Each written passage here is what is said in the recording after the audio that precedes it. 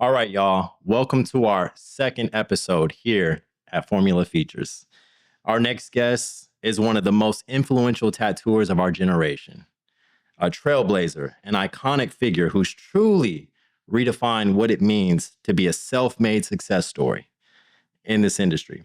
She's the first ever female winner of Ink Master, going on to becoming a judge of the show. She's a fireball inspiration to so many artists. And in spite of all of this, she's a humble queen. And we love that. I'd like to introduce to you all Ryan Ashley.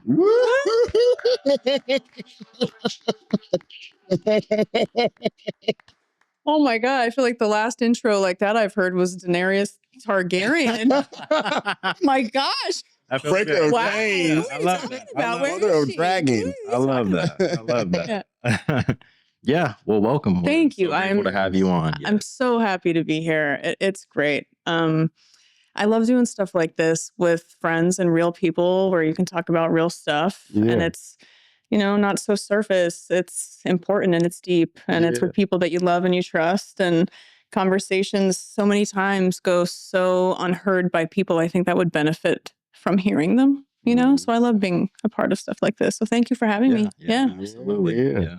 It was an honor when Kevin told me about that you agreed to it. I was just like, oh yeah, we got to make this happen. Yeah. So, very grateful for you. Yeah. But yeah. Thank you. Yeah. So I don't know if everybody is hip to this, but right now it's something that's going like crazy viral right now is the 2016 10-year, just hoopla of like everybody just like going back to 2016 and seeing what that era was. And apparently I thought it was just me, but apparently that era was just lit for everybody. And what I realized was that 10 years ago, 2016 was when I met you, was when we did Ink Master season 8. Can you believe it's been 10 years? I literally cannot believe it's been 10 years. It's been a decade. And a decade. Yeah, we can use that word. And what's crazy about it is like, it feels like only a few weeks have passed and it feels like an entirely different lifetime at the same time, right? Because I feel like the person that I was, before Ink Master, before 2016, the big year, before all of that, it's the same core, base model of who I am now and who I've always been, right? But I think, through 10 years, you grow and you evolve and you bloom so much that even though you're the same, your perspective changes and your opinions might change and so many things about you change. And what's been important for me recently is realizing that like, it's okay to let go of not only that old identity, but your old belief systems a lot of the time too. You know what I mean? It's okay to say like, you know what, I've learned a lot since then and I feel differently about that now and be proud of yourself, you know what I mean? Because of that and not cling on to that identity so tightly, you know what I mean? That you still define yourself by that person that you were 10 years ago, It's so crazy because I feel like exactly what you just said, I just learned it within the last 2 years. Like within the last 2 years. Same. I was actually looking at, because I hoard photos and videos, like literally, even back then when we were filming, like I documented everything. And I was just going back and like looking at, it was a photo taken. I don't know if you remember when we, so how Ink Master, well, I don't know if it's still like this now. We'll get into that, how it is now. But back then everybody get flown in from wherever the hell. It was filmed in Jersey. And everybody gets pulled up to this hotel and you're not allowed to talk to anybody. You can't talk to anybody. Everybody is sequestered to their hotel room. And then eventually, once everybody makes it, they bring everybody down to the ballroom. And there's a bunch of tables just like this. And everybody's sitting at a round table and you still can't talk. It's like a pin drop. It's 30 people in the room and you can't talk to anybody. But anyways, they bring us outside and they're like, we're going to film you guys' intro. You guys just walk up.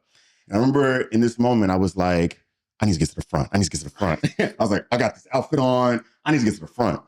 And I remember I got to the front. I just felt good, like confident about myself. And I remember looking to my left and I see this statuesque, like tiger face, gray hair, red outfit. I'm like, who the fuck is this? I don't know who she is, but she's going to win. Stop. It was like, it was insane to me. And I just remember thinking like in that moment, just like how in my mind, everybody was just so much better than me. Like everybody was just like, this thing was super intimidating. And I didn't know how to approach the situation. And I just remember feeling so confident in that moment, going to the front to the point where it's like, you're just immediately humbled. Like you start to realize where the fuck you are. Yeah. And I think it's just a testament to like life in general. It's just like, you can get in these moments where you think like you just have it all figured out. And then it'll take a split second to humble the fuck out of you. You know what I mean? And I remember from that moment throughout our stint on Ink Master, just starting to get to know you and realizing it was just like what I thought you were. I was like, oh, no, she's just like me. She's just as scared as I am. You know what I mean? Yeah. Even though we put on the face and you know, we know when to kick the confidence in, it was just like, I felt like always since knowing you was just like, oh, okay, I relate to her in a way that I feel like most people don't get the opportunity to. Absolutely. And I feel the same way. Oh my God. I remember the first day of Ink Master that the first thing I thought was, oh my God, Kelly Doty's here. Oh my God, Kelly Doty's here. Because before we even competed, I owned the oddity shop, right? Yeah. And I was such a fan of Kelly Doty. When I was going through my apprenticeship, my mentor was going through, because I was lucky enough to be brought up all those years ago where when you started an apprenticeship, some of the first things that you're taught are who were the people that came before you that paved the way for you. And so the first thing that you're taught is respect, right? Respect for the people that not only carved the path, but the people that made it legal, the people that pushed the boundaries, the people that created these styles, and you learn the history of it. And if you can show that respect and that understanding, you can progress, right? Right. And so my mentor in my apprenticeship said to me, he's like, I want you to look at this girl and look at her work. Her name is Kelly Doty. And he's like, and she is killing it right now. And like, this is the level you need to be at to be someone in this industry. Right. Yeah. And so in my mind, Kelly Doty was this, and she's fascinating and amazing and brilliant. And so when I owned the oddities parlor, we sold all kinds of weird shit, you know, and Kelly's so weird. So, you know, your vibe attracts your tribe, right? And so Kelly ordered something from us. And I remember her name came in and I was like, holy shit, she ordered something. And I remember I sent her package out and I wrote her a little note before I met her, before Ink Master. I wrote her a note and I was like, I'm a fan of you. I love your work. And I sent her this really ugly, weird flea market strawberry ring that was so tacky and gross, but I knew she'd love it almost, you know? And so, you know, when I saw her on that first day, it was this like wave for me where almost like a circle was complete. And I felt like even if I was the first one eliminated, I made it because I was standing next to the person that I had looked up to for so long. And it was humbling for me just to be there. Yeah. You know what I mean? Yeah. I didn't think I was going to win. You know what I mean? And I think it was important for me to go in with that mentality because when you go in humble like that, it's almost like detachment and acceptance, where no matter what the outcome is, you're grateful. And if you keep that mentality, then everything life presents to you is going to be a gift. Yes. Right? Yes. And so many moments during not only filming, but during that whole era, you know, so many moments were a gift and I knew it at the time and I treated it that way. Right. And so I think when you keep it calm and you keep it cool and you keep yourself level and grounded and you appreciate everything, you're able to keep your mind in the right place because you're not concerned with the outcome or being the best or this or that. You're concerned with being true to yourself. Right. And I think that echoes through life, right? You know? Exactly. No, for sure. Yeah. It was a time, I sometimes like I'll think back on that era and I'm just like, I'll just get whiplash. Because for me, it was one that I mean, going there, you obviously go there with the intention to like, oh, I'm gonna do the best I can. I'm gonna try to make it as far as I can, whatever. But it was just like, the closer you got, the further you got. It's like, I made it past this elimination. All right. You know what I mean? Like, I don't know if I should be here. And imposter syndrome starts to kick in. And it's just like, after a while, I'm not going to lie. Like, when it got down to like the last final few, I'm not going to, it was like, I feel like the producers did such a good job at like pitting everybody against each other. You know what I mean? It was times where like, I couldn't stand, y'all. I mean, I remember the night. I remember the night because we all lived together. So that's the shit people don't see. And I know all the contestants are paranoid. Every year they're paranoid. There's cameras in the bathroom. There's cameras. There's no fucking cameras. There's never any fucking cameras. All right. That's first of all illegal. And secondly, we'd never use that shit. Right. But the shit that goes on, the shit that went on in that house. I remember one night waking up in the girls' room and hearing you arguing, you know, Kevin threw a fucking chair. Kevin threw a chair. Oh my God. Kevin threw a chair. No, it was like just being drunk with, that was with Eric. With Eric and me and Eric was just, beefing him like, to the point where I'm like, I'm so drunk. I'm not about to beef with you. You were arguing about Bush. Oh yeah, President Bush. Oh my God. To the point where literally, I remember going and laying down in my bed, like I put my covers on, and he came and sat down next to my bed in the dark, and was just like, "Yeah, so what?" And I'm literally just in the bed, like laying down, like, "Oh, I must go to sleep." Neither of you gave a shit about President Bush, but for some reason, you were throwing chairs over it. I turned into Kanye all of a sudden. Oh my God. Throwing chairs is crazy. But anyways, my God. But anyways, it was a time. Like I was looking through all those photos and was just like reimagining being there, and it was just like gave me a whole new appreciation for that experience, you know. And it made me think about a lot of stuff that obviously we've all seen. I mean, I don't know everybody, but a lot of people have seen the season 8, which in my opinion is the best season in Ink Master history.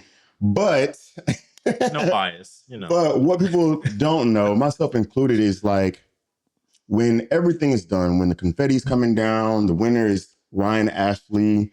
I mean, for me, I mean, I've heard stories about like how that night went for you, and obviously it was super bittersweet. If you want to touch on it, you can. But it was just like my mind automatically goes to like, what the fuck happened after Ink Master? Yeah, it's like at the time I know that you were like when we were filming, I know you were engaged. And then when you won, it was just like you came to Dallas. I saw you that one last time, and it was cool. We got to connect on a level that we hadn't up until that point. Yeah, we got trashed in Deep Ellum. Yeah, yeah, exactly. Karaoke bars, exactly. And the two of us. Yeah, and it's like once the filming was done, I got to see you for you as like a human being, and I think that was like what I wanted from you today. I was just like, what? Like we hear about all the Ink Master and tattoo stuff. I was like, I want to know like, where have you been since 2016? Yeah. It's funny standing up there because, you know, as you just said, as the season progresses, it becomes more intense and more real, but you also develop such a bond with your competitors because you know that it's a once in a lifetime experience that no one else will ever understand except for the people in that room with you, right? And it bonds you and it connects you forever. Yeah. And so I'm standing up there with Gian and with Kelly, and it's like, you know, I wish I could tell you that it was more gratifying. But at that point, I was so close to them and I loved them so much that there was a lot of survivor's guilt, to be honest, you know, because why should I have won? Because not why should I have won, but it was almost like this whole experience meant so much to me and had moved me and changed my life so much that I already won. And if winning meant something more to someone that it meant to me, because I was already so fucking grateful and just to be there, you know, opportunity that I wanted them to have it, you know? And so, but what I talked about with, you know, Deanna and Colton, and I've talked about it a little bit publicly is, I was on stage tattooing because we did a live tattoo for 7 hours. My fucking dog died while I was on stage. Right. And I knew it while I was on stage because at all the commercial breaks at that time, the finales were live. There's thousands of people in these, you know, audience. And my, you know, boyfriend at the time wasn't there. And when I knew he wasn't there, I knew something was wrong. Yeah. Right. So right when the camera's cut, the confetti's still coming down and everything. And I'm yelling at V, you know, one of the producers. I'm like, get my boyfriend on the phone, get him on the phone. So I'm standing on the stage and they're like, okay, we're going to take all the photos. And I get my boyfriend on the line and he's sobbing and he's like, Casper's dead. And it was this, I realize now in hindsight, and it took me years to figure out why life could do that to me. It was the highest and the lowest moment of my entire life because this dog meant everything to me, right? And I realize now that it's because I could have won that night and gone out and gone partying and celebrated and be like, look at me, you know? And instead, life humbled my ass down. It brought me back home to my family. And it made me realize there's no amount of money, there's no amount of success, there's no amount of glory, there's no amount of fame, anything that will ever mean more than the people and the things that you care about. It's love and it's family and it's humility. And in that moment, I realized the irony was to remind me that no matter what happens, keep your fucking head straight, right? Wow. These are the things that are important and these are the things that are not, yes. you know? Yeah.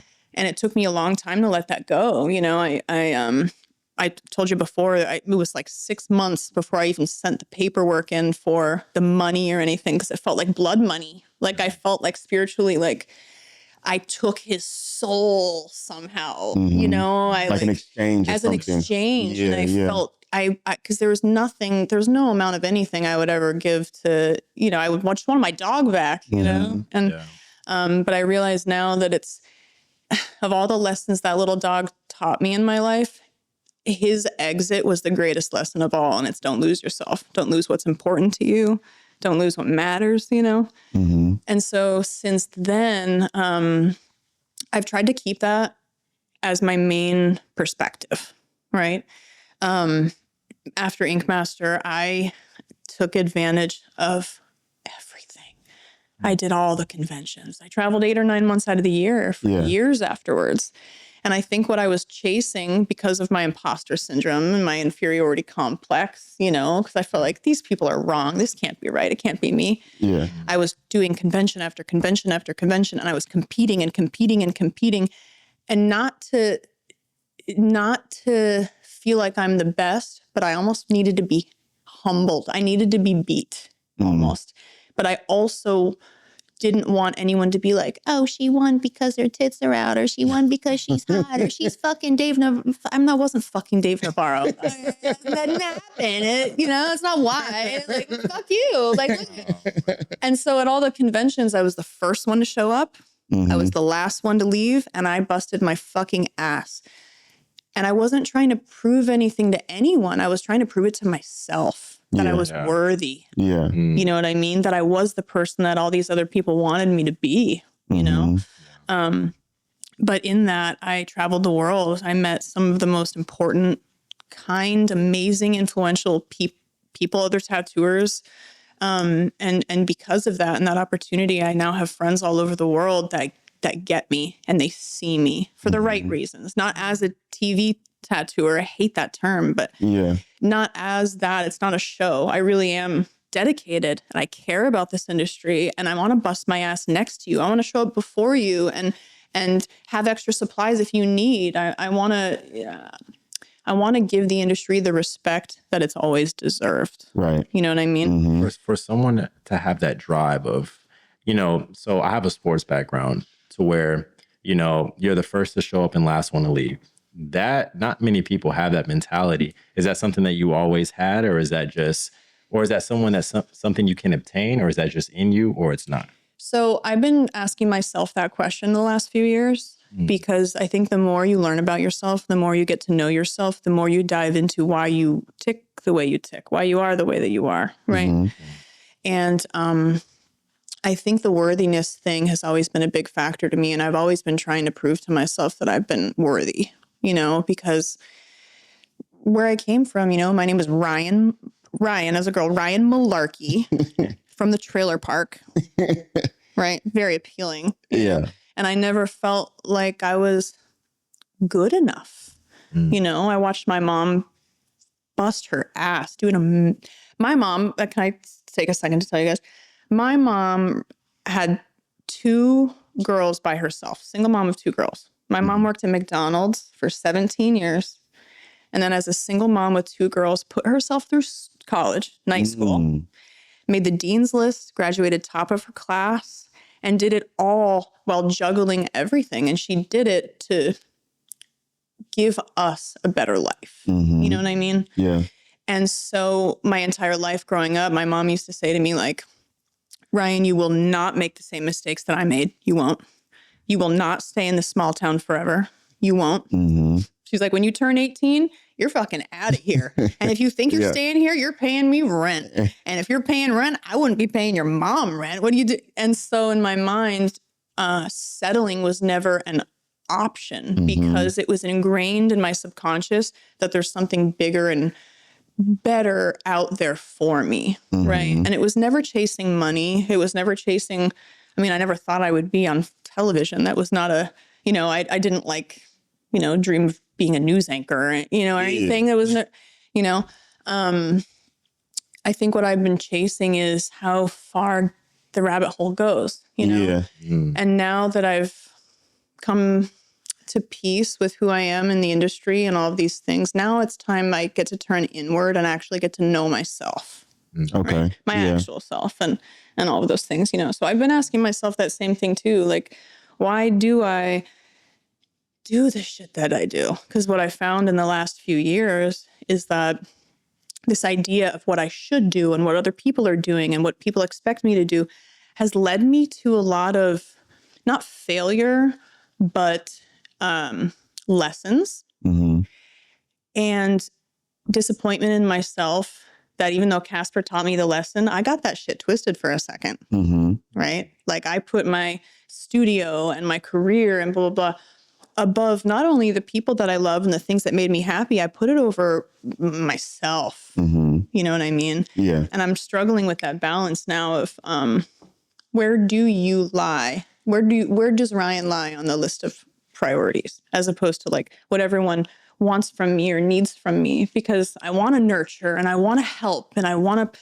provide and I want to, the same way that people like reached down to me and pulled me up, I want to pull people up. Right. Yeah. But you have to put your own oxygen mask on first. And the last few years have kicked my fucking ass. You know. Yes. And and you know, like quite literally, this is another thing. It's funny because I've known you for a decade.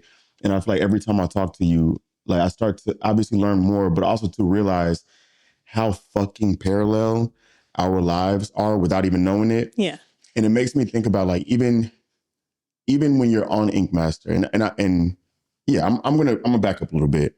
Right. You win Ink Master. And I remember in that era, you were engaged, you were in a full relationship. Oh, yeah. Like you said, he was gone. You knowing him not being gone, like was an alarm in your head. At the same time, when you finish something like Ink Master or whatever TV show, when you step into this new version of yourself, a lot of times the people around, and I'm not saying this is the case, I don't know, but a lot of times the people around you, sometimes either they change or the change in you kind of shifts in your relationship. And then you have to realize, or you have to kind of think if you're now living for your relationship and this person, or am I going to like start living for myself and what I want? Like, explain to me, because again, I know there was a point where you were engaged and then somehow it flipped and it was somebody else. And I know it was like an era where you were traveling a lot. You were doing all the things that was just like that. Are you asking me why me and Balls broke up? Okay, is that what you're getting to? Why did you just say? I was literally just about to say that. I was like, fucking ask about the engagement. Yeah, okay, exactly. All right. I'm glad you said it. What the fuck happened to you and Josh Balls? It was like just sorry. Well, first of all, I actually just saw Balls recently. He's one of the people in my life that believed in me before I did. And there's not a single feeling I could ever have for him other than gratitude and love and respect and all of those things. But the truth is he was such an important person to me. And I think at that time I realized that like I loved him so much that I knew I was never going to be able to love him the way he deserved to be loved back. Right. And I think that's the thing as I'm maturing, I'm realizing about relationships is there's nothing that's black and white. Everything is a shade of gray. And sometimes the moves that you make aren't forward or backward. They're, horizontal almost. Right. And just because I'm taking this step doesn't mean I don't care about you, value you, see you. You know what I mean? And I don't think anything has people cling on to these terms so tightly.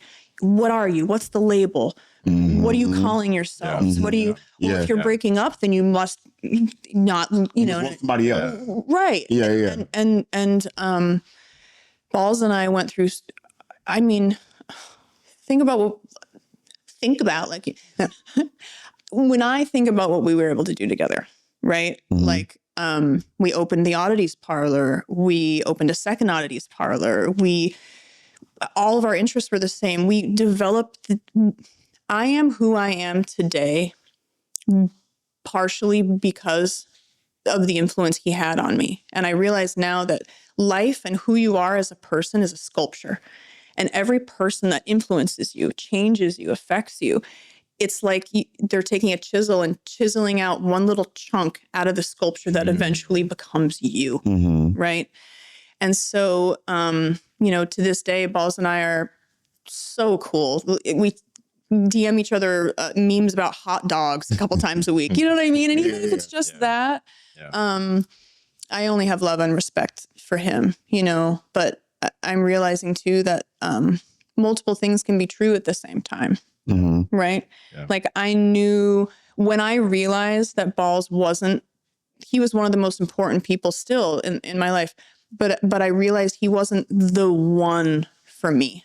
And I couldn't go on in a relationship knowing that. That's not fair because I think people are afraid to tell the truth and then they end up cheating. Fuck cheating. Yeah.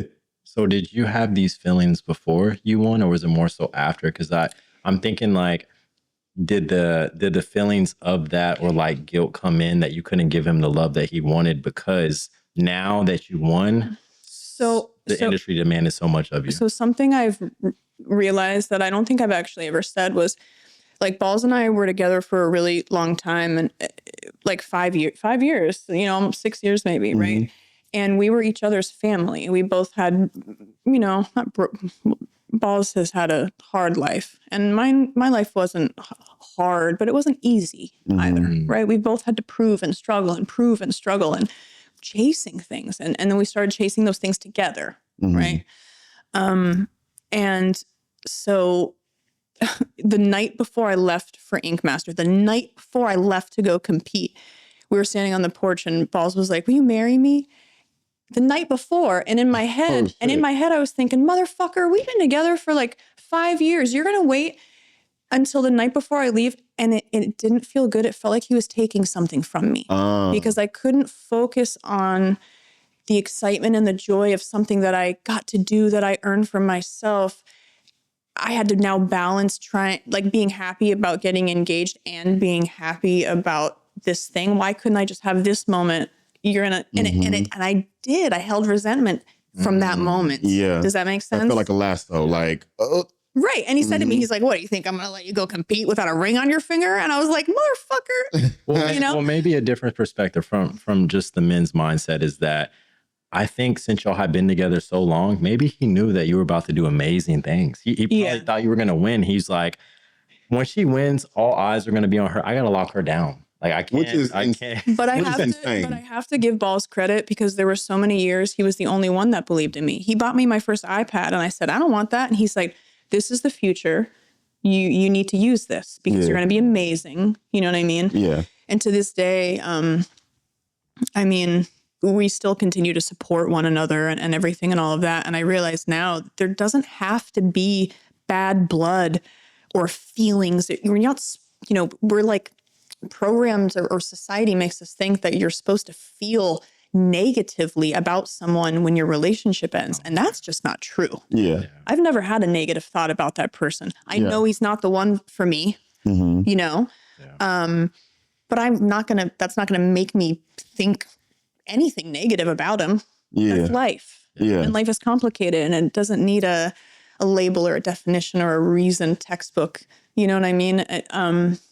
I think it's about carving your own path and being mature enough and open enough and loving enough to understand that it can be true that we're not meant for one another and be true that we care about one another and understand reality and not let feelings of what should be and we should be angry. That's just not true. Gotcha. You know what I mean? Yeah. So, but the gratitude comes into where, in a way, y'all being together so long, he helped you become who you were. Yeah. And 100%. I love that. Yeah. But even now when I think about him and I, talk about him and everything, the way I feel about him is like, yo, that was my fucking homie. That was my ride or die. I don't think about him like, oh, my boyfriend. Yeah. He wasn't my boyfriend. He was my, I love that. He was my family, Yeah. And I never want to get that shit twisted. Yeah. You know what I mean? It doesn't matter what you call someone, your boyfriend, your fiance, whatever. It's the way you feel about each other. And that's between just the two of you. Right. You know what I mean? Okay. But yeah, Okay. So I promise there's a method to my madness, because these are all things I think about. Eras of Ryan. This is what I've been consumed with for the last, since you agreed to doing it. It's just like thinking about the eras of Ryan, because when I saw you on Ink Master, it was like this person who I got to know, like we lived together, you know what I mean, for months.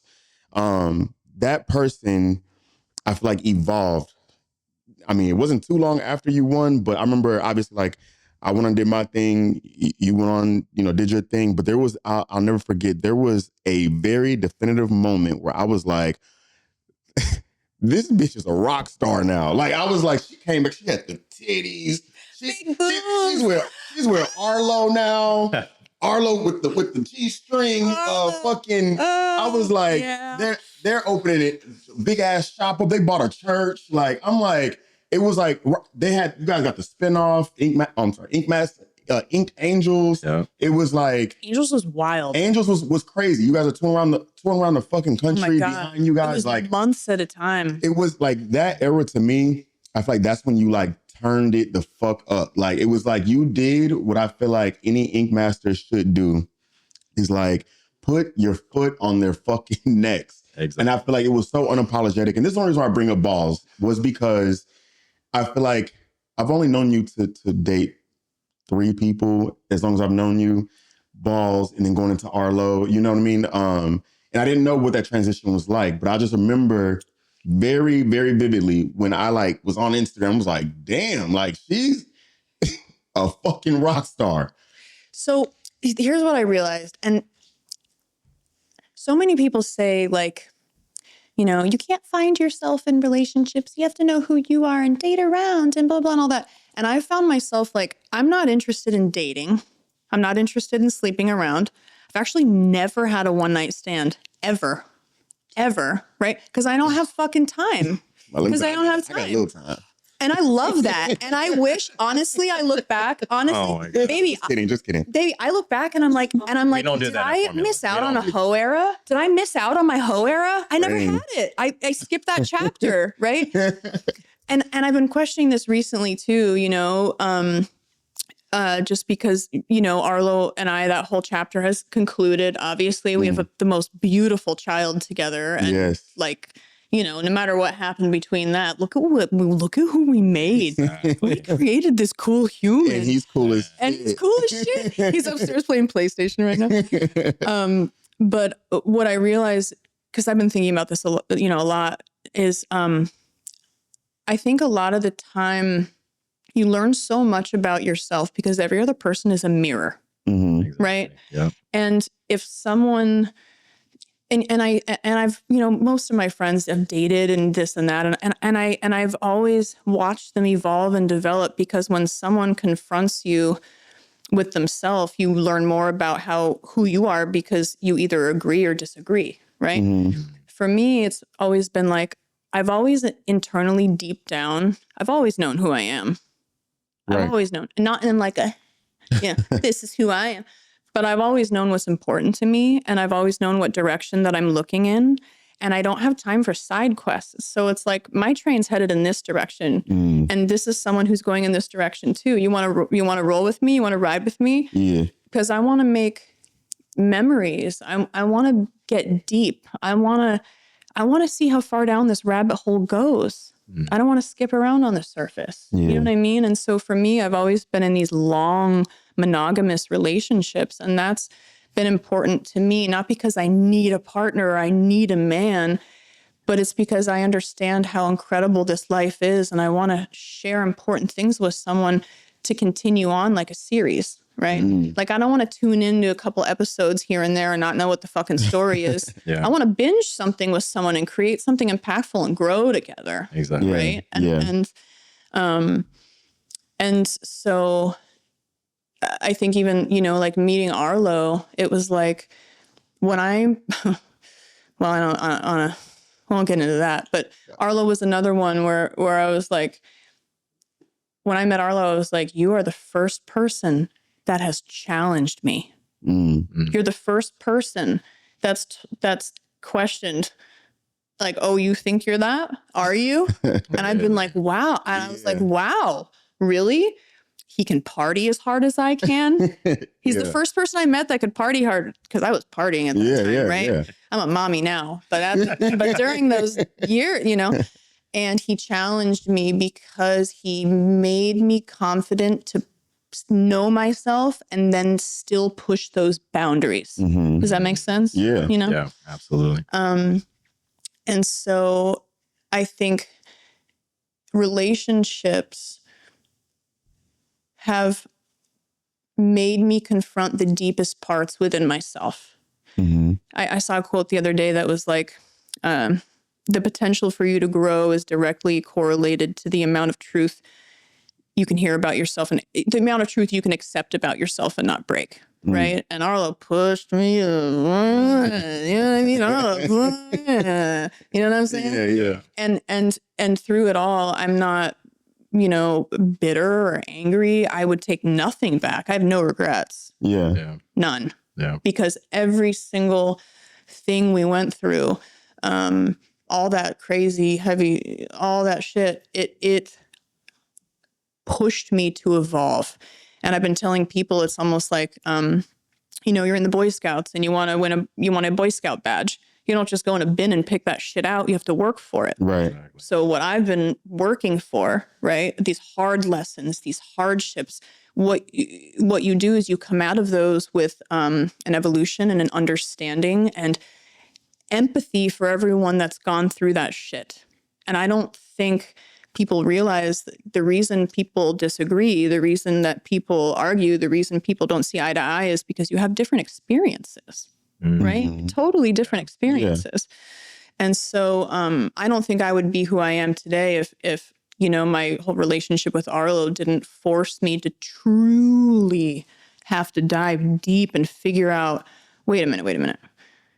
So who the fuck actually am I? You know what I mean? And I'll forever be grateful for that. Yeah. Right. You know what I mean? That's beautiful. I know I love just how deep you are. I wish Kevin was more like this. Oh my God. I love Kevin so much. I've only had deep interactions with Kevin. Bullshit.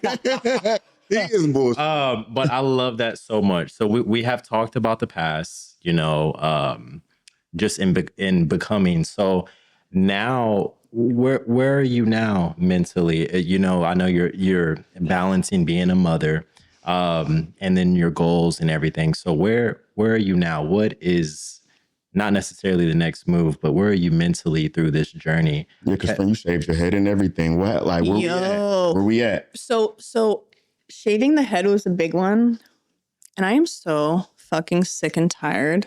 I'm gonna just go ahead and flat out say this. Yeah. I am so fucking sick and tired of everyone, from my pedicure lady to my uncles to people I meet on the street, to saying, "Oh, I wish you didn't cut your hair." And I'm like, bitch, if you knew me, if you cared about me, if you read between the lines, it was, first of all, never my hair. It was never my hair. Yeah. Right?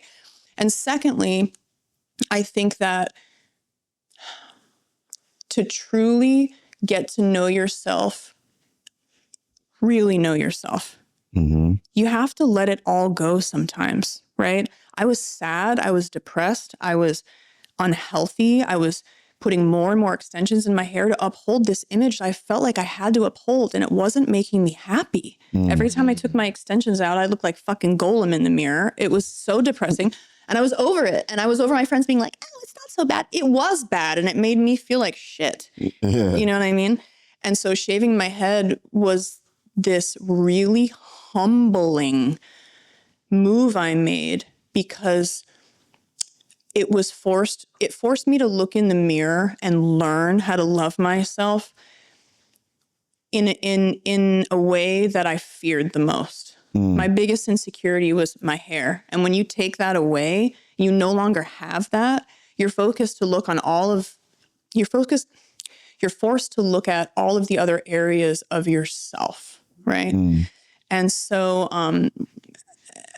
I also was reading about how in a lot of like native cultures, hair is so important because every piece of hair is like a tiny little fiber optic and it picks up on energy.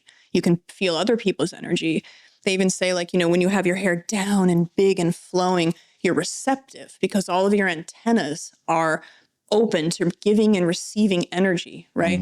And so for me, cutting that hair off made me less receptive and it made me more internal. I was no longer sharing myself.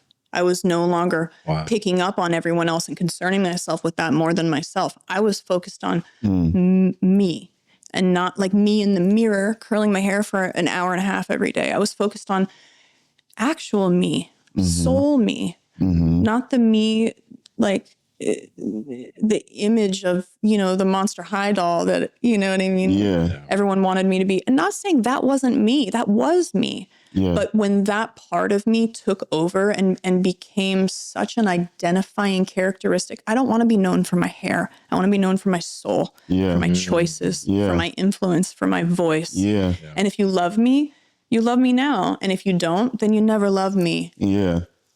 It's funny, Unfollow, when I saw you, I think the first time I saw you in person with your shaved head, I feel like that was the first time I actually like saw you. Like I know you from just communicating, talking to you. You know what I mean? Same though. But I saw you. I was like, oh wow. And I don't mean like, I don't even know how I'm trying to explain this, but it's just like you see the confidence. You see just like, oh shit. Because like I said, the first time I saw you, I'm like, oh, who is this person? You know what I mean? But it was just like you take all. It's like, oh no, I'm getting into everything else. Yeah. You know what I mean? I remember the first few texts I sent after I shaved my head, to my closest friends. I remember one of the things I said was, I feel like my insides finally match my outsides. Where like, I'm done with the facade. I'm done with masking.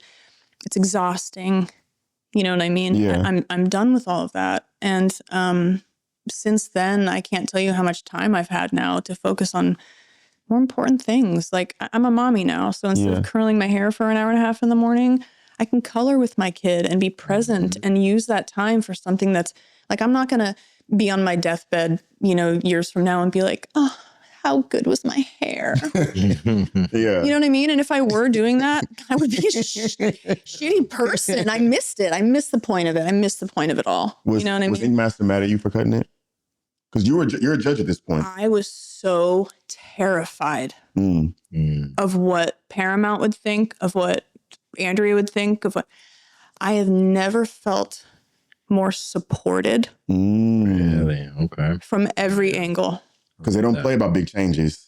They don't play by big changes, but I think I've been with Ink Master and the Andrea and with Paramount for long enough that they know me. They know me. And I know that, Ink Master it's a television show and all of that, but the core of it, now that I've been in it for long enough, it is a family. And there's so much heart and soul and dedication that goes into that production. People have been together on that show for 10 years, more than that. And they care about each other and they care about what they're creating, right?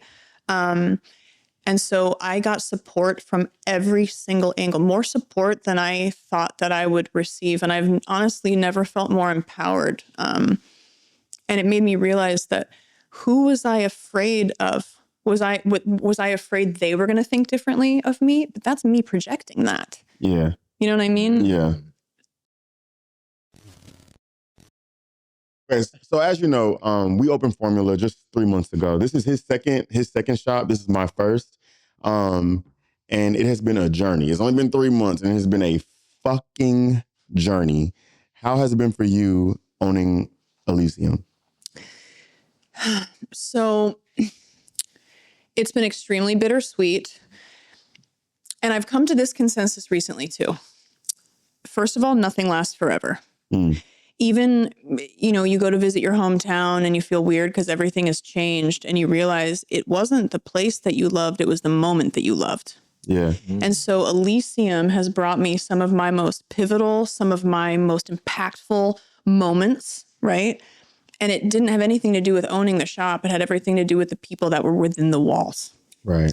And when the responsibility of owning a shop became the priority, I realized that I was doing it to keep the family together and my own family was suffering, if that makes sense. Mm. I think that just like Studio 54 and all these amazing moments, they're moments that happen, right? And you have to do your best to be present and realize the good days when you're in them.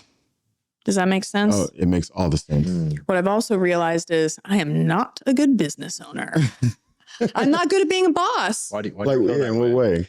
Because I want everyone to be happy and I want everyone to have a good life. And I default to putting that above what actually makes me happy.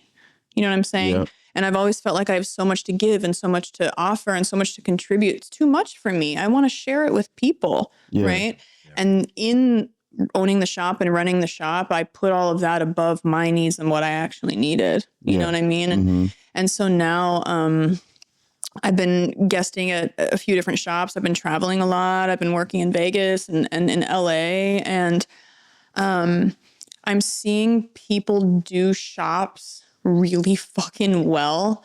And I'm realizing that not everyone is cut out for everything, right? And I think that there's something bigger and better for me. I see it. It's just not fully rendered yet, right? But I know that for me, at least, it's not owning a shop. Okay. Yeah. I think what I loved about owning a shop for me was providing a space where people can truly be themselves and connect with one another. Because in Colorado, I found my family. Yeah. Right. I found my group. I've never been closer to a group of people than I have been to the artists that work at Elysium, where not only do you vibe together, you support one another, you influence one another, you root each other on, you cheer for each other, right? And it became this safe place for everyone to come and just be and share. And it was, owning Elysium has been incredible. But I'm ready for the next thing. Does that make sense? Yeah. And God bless you. And good luck to you. I hope you're better at it than I was. You know what I mean? Yeah. And it's not that I think I would have been a lot better of a business owner before. And I'm not saying parents can't do shit. Parents can do anything. But for me, the balance has been hard because it's been, I was a shop owner and a full-time tattooer and on television and a mommy. And that's the order it came in. And that's my regret. Do you understand? Jesus, yeah. And in reality, now I understand I'm a mommy. That is the most important job in the entire world. Moms don't get enough credit. And I don't want to stand on a soapbox, and preach what women have been preaching for fucking thousands of years, but it's true. You are creating the foundational memories. You're creating a personality and you're growing it. You have to be your best self for them, right? And owning Elysium did not bring out the best in me. And I feel like all of the incredible moments I had with those artists, because when I think about Elysium, I think about the artists. I think about my family, right? Yeah. All of those incredible moments will never, ever again be touched or even close to be touched in my life. We were the Studio 54. We fucking hit it. We hit it, babe. We got it. Yeah. But now I'm going to be mommy because I feel like I missed out on a lot of that, to be honest. That's my big regret. Yeah. No, I could absolutely see that. Just like I said, it's been 3 months and we actually just had our first shop meeting just, what was it, yesterday? Yeah. And like sitting in a circle and we got a big family and it's crazy because we've only been around each other for the last 90 days. And for me, I can totally say we're just like, for y'all who don't know, they're sitting right here behind us. But it made me realize it's just like, it's only been 90 days and in all seriousness, it's just like, it seems like it's been so much longer. And like you said, I love the fact that we're all new to each other, but everybody's open to each other. We're all learning from each other. But I'm going to tell you something, and I'm going to tell you in front of your whole crew too. Everyone loves each other and appreciates each other. That's mutual. The love you share is real and you all feel it, and that's real, and that's what you take with you.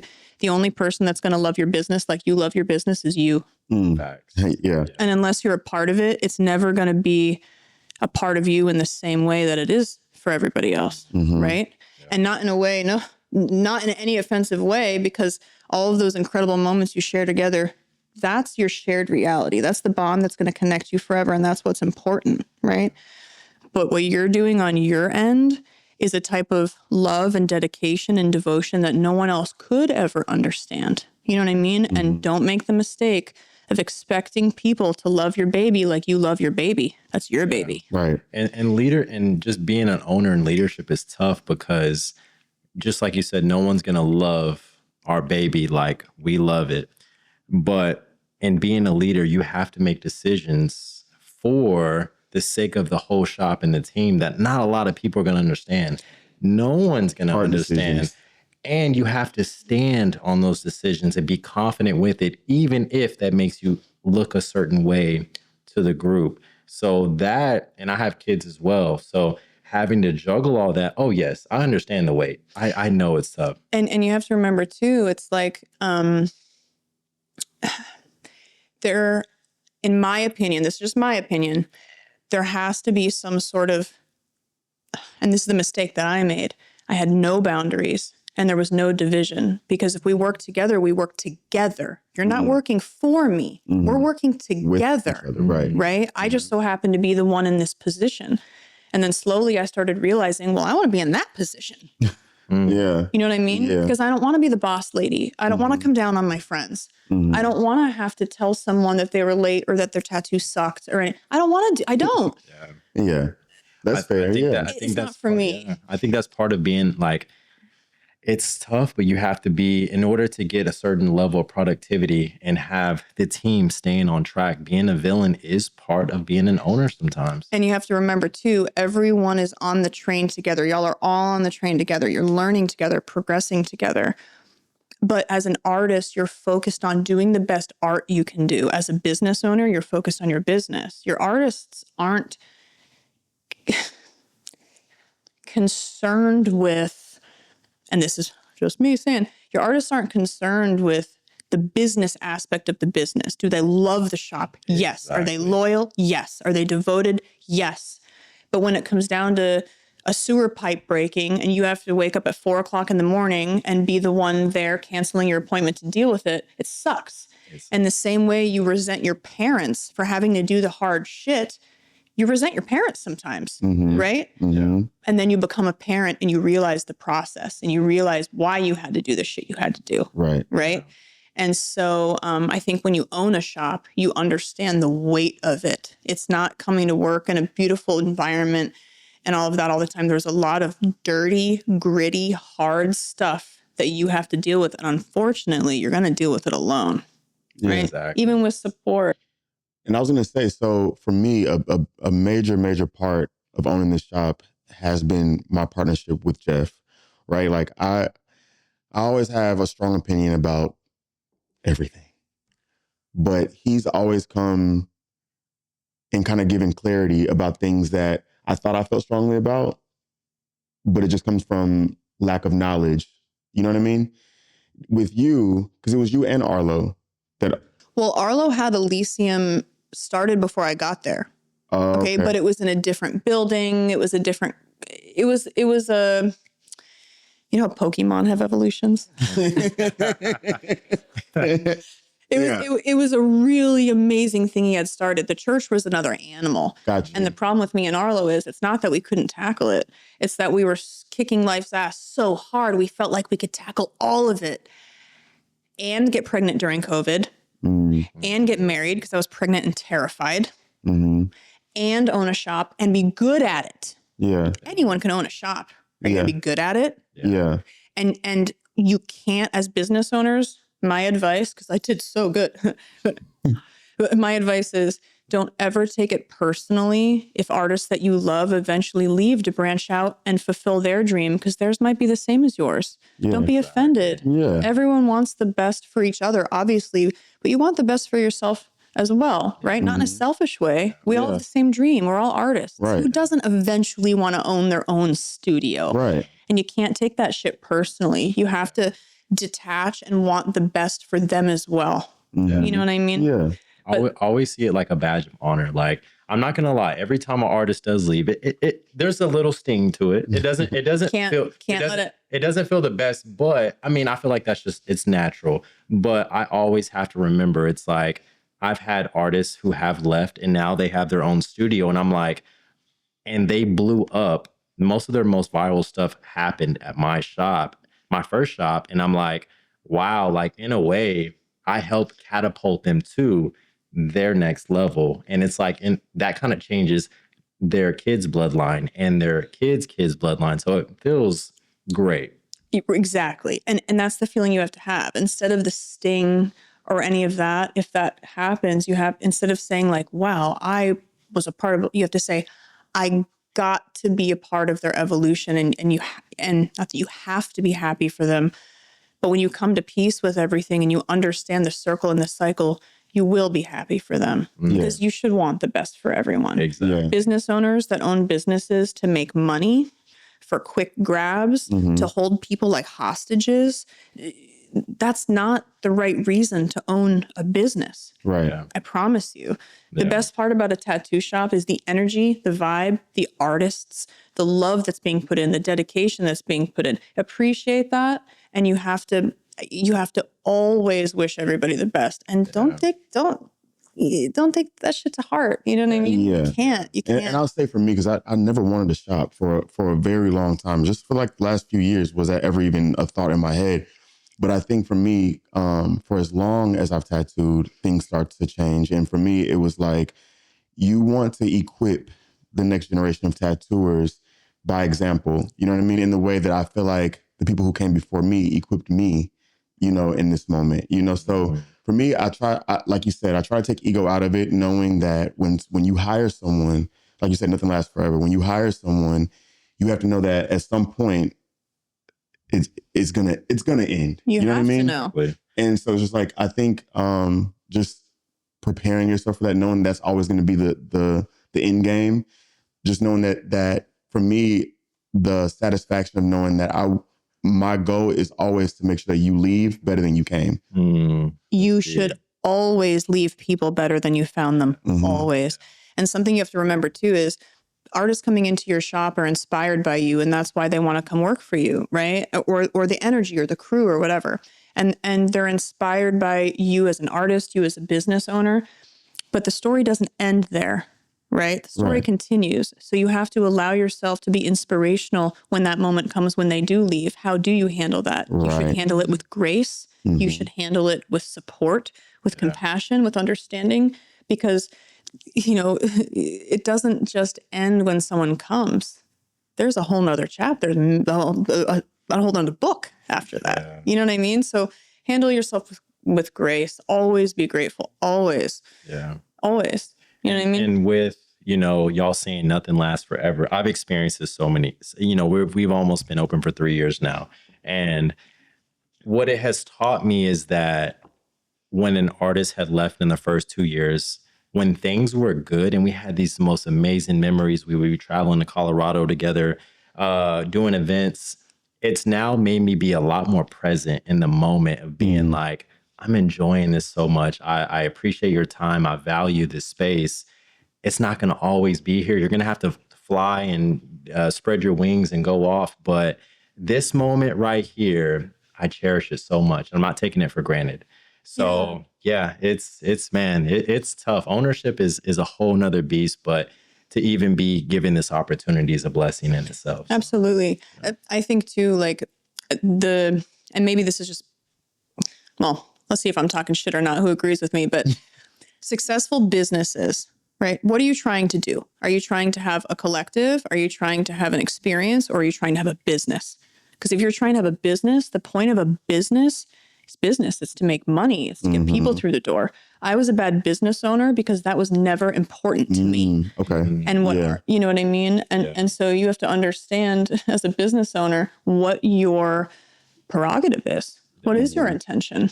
Right? Because our intention as business owners at Elysium was to keep the most incredible group of people we've ever found together. And because of that, a lot of aspects of the business failed because we weren't concerned with making money. But then a business can't be a business. Right. And so everyone has to mutually understand that at the same time. Right. The problem Arlo and I had was basically we just wanted to make enough money so that we could keep it floating and so everyone could be together. Right. And then when shit hit the fan and our $50,000 floor remodel turned into a $350,000 renovation, who's paying for that?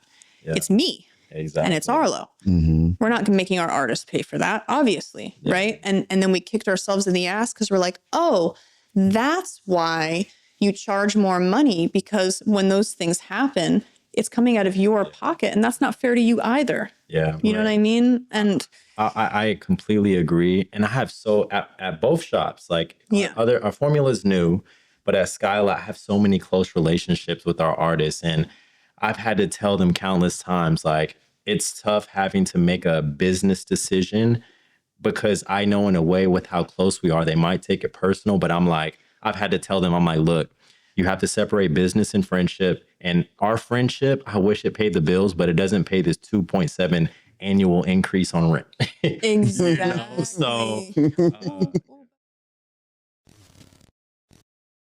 okay, so this segment, we're doing segments now. Oh. So this segment, watching certain things and hearing podcasts, and honestly, even me being on podcasts, I'm like, y'all don't ask me the real questions. Like, give me some like fun questions. So we call this segment "Cut the Shit." Okay. Ooh, yes. So cut the shit.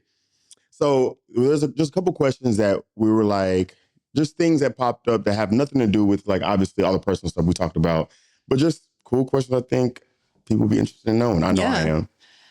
You've got the sugar, now you want the spice. Yeah. All right. Yeah. It's gonna get a little spicy. So, my first thing I want to know. So you had posted on your story not too long ago, you said men make money so they can get closer to women. Absolutely. And women make money so they can get further away from men. Absolutely. Did you know that women couldn't get a mortgage or a credit card until the 1970s? Oh my God. So what other option did they have? So whenever I hear, you should have left him, well, where the fuck were you going to go with 5 kids? You know what I'm saying? Yeah. And so I think what's happening, I can't wait for this topic. All right, here we go. I think what's happening.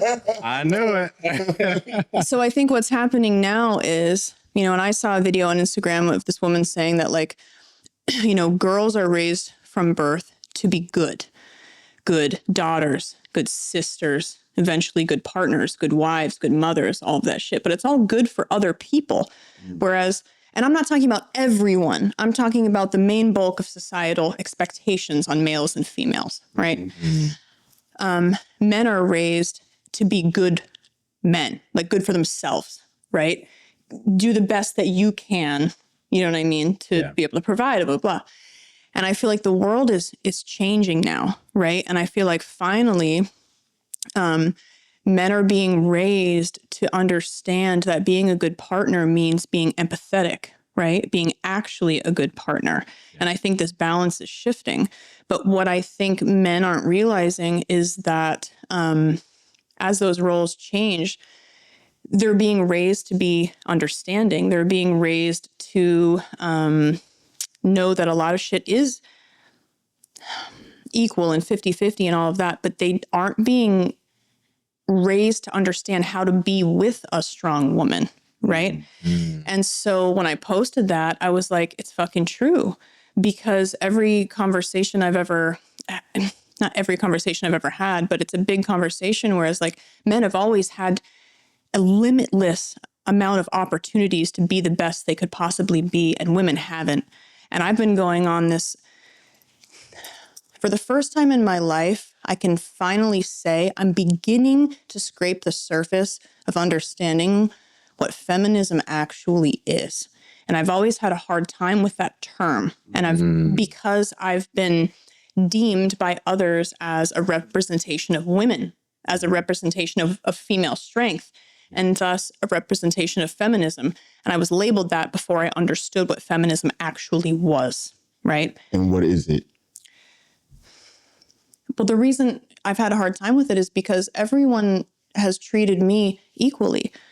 I've had men treat me shitty. I've had women treat me shitty. I've had men treat me amazing and help me. And I've had women do the same. So to me, a cool person's a cool person, an asshole's an asshole, right? But what I'm learning now is this systemic, historic suppression of women and female voices. From the creator of Monopoly was a woman, and it was taken and rebranded and patented by a man. So many things throughout history, women have been silenced. Women have been plagiarized. Women's voices have been taken away so that it became normal. I mean, think about this. We couldn't get a fucking credit card or a mortgage until the 70s. What were we supposed to do? What were we supposed to do? Yeah. Right? Exactly. And so we've had no option. We've had no other option.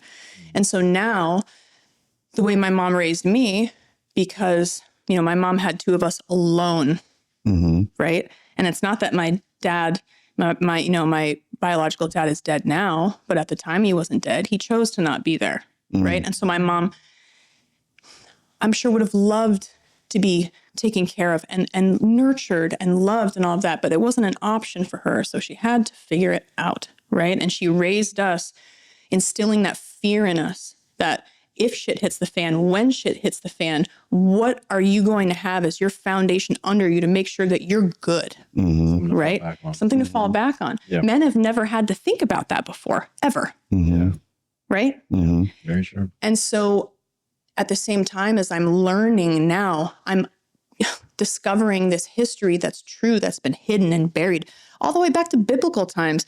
Like, who's read the Gospel of Mary? Who's read the Gospel of Mary? I haven't. It existed and it was fucking suppressed. Fuck that. Yeah. Okay. Yeah. No, I feel it. And so for me, feminism always felt like a wrong label because I've never experienced any sort of. I've experienced a lot of abuse. I mean, try tattooing 15 years ago as a chick. You know what I mean? Try getting an apprenticeship. What do you have to do? You have to endure. And I'm so glad that I did because I was prepared for it, right? And it gave me thick fucking skin. Yeah. Right? But I had no idea until I took the time to actually dive in and research how many times women have been behind some of the greatest discoveries, some of the greatest inventions, some of the greatest medical and scientific revelations and revolutions, and we've been plagiarized, right? And so I'm not angry, but I do believe that in order for humanity to succeed, you need to understand the yin yang balance of it all. There is no light without dark. There is no chaos without order, and the masculine feminine the divine masculine and the divine feminine are this perfect yin yang of harmony that needs to work together and understand one another, right? Exactly. Yeah. To fully reach our best potential, because if one side is continuously suppressing the other side and holding it down, we will never succeed as a society, as a species. Right. It'll never happen. Yeah. Right? I also think that, and maybe this is just my opinion, I keep saying that because I want to offend everyone. Everyone's so fucking offended these days. Everyone's so offended by everything. These are thoughts. These are thoughts. And right. But the truth is, and I'm not speaking for all, but I'm saying I think men these days are having a hard time understanding what their role is supposed to be at the same time. Right? Yeah. Because what was considered masculine, you know what I mean? A lot of the times is now considered, too harsh or too unempathetic or too abusive or too toxic, right? And so I think men are having a hard time trying to figure out what their role is in all of this then. You know what I mean? Yeah. Because when it comes down to it, a lot of women, not all, a lot of women still in their minds, you want a man to be a man. But what does that mean? You want a man to be a man. What does that mean? What's a man to you? And to me, it's always been like real contradicting, because on one end, I'll hear women say like they'll condemn the man that's like soft or like doing things that, you know, men don't do. You know what I mean? Like I feel like men, it's like you project the things that you have been taught forever about like what a man is supposed to show up as. You know what I mean? Like even for me, it's like I'll have like a lot of like, let's say straight friends, right? Who will find comfort in being around me, straight male friends who will find comfort in being around me because I allow them to just be yourself. I don't give a fuck. Like, you're not going to get judged here. I'm not going to like shun you for like, you know, I don't know. You know what I mean? But you know what I'm saying? It's just like, it's like when you go out into the world and you feel like you have to put on this face, you know, and you put on the face and then it's like, do people want it or don't they? You know, because I feel like on one end you talk about toxic masculinity, but then when people take that away, it's like, oh, you're not a real man. What does that mean, a real man? It's a lose-lose though. I feel like, you know, you can show that softness, that vulnerability, that empathetic side, but then it's like, if you're being that, men are so confused because it's like, you could be drinking strawberry lemonade and they're like, oh, as a grown man, you just... but that's I was just making an example. It's like, as a grown man, you drinking strawberry lemonade. So it's like men, we can't find our way of how to move. But just to play devil's advocate just a little bit, you know, just because Try me. I would like, you know, to see, you know, when you say women like to make money to get further away from men, are you talking more so like the dependency part? Do you know what the number one cause of death is for women? Before I took like 2 of these, I definitely... It's men. Yeah. It's men. Oh, wow. Okay. So safety reasons. Gotcha. But I understand why y'all are confused, because I think everyone is confused, right? And I will say something that may be controversial, perfect for your segment. When I had Atheus, right? When Arlo and I had the baby, we noticed something interesting happening, right? And it's something that was biological, because I feel like human beings, we're animals, but we're different than animals in a sense where we're conscious, right? And so half of us is spiritual consciousness and half of us is biology, right? In whatever way that means. It's different for everyone, obviously. Right. I feel like everyone is a spectrum of these things. Everyone is. Yeah. When we had the baby and the baby would cry, right? Cry, the infant cry. My first instinct, and I'm not like what I'm supposed to do. My instinct, my soul is to nurture, to feed. What can I do? How can I help? Right? That's what came out of me, right? Arlo was the opposite. His cortisol would rise and he would go into territorial mode because he instinctually felt like he had to protect. So my intuition was to nurture and his intuition was to protect, right? And that's not what we thought society wanted from us. That's what came out of us, out of our biology, right? Yeah. And so do I think that roles, men and women, are absolutely black and white? No, because I think that especially nowadays where people are open enough and supportive enough and understanding enough to know that gender roles and gender terms and all of that, it's fluid. It is, right? It depends on the energy that's inside of you, right? And I'm always someone that's like, no violence, ever.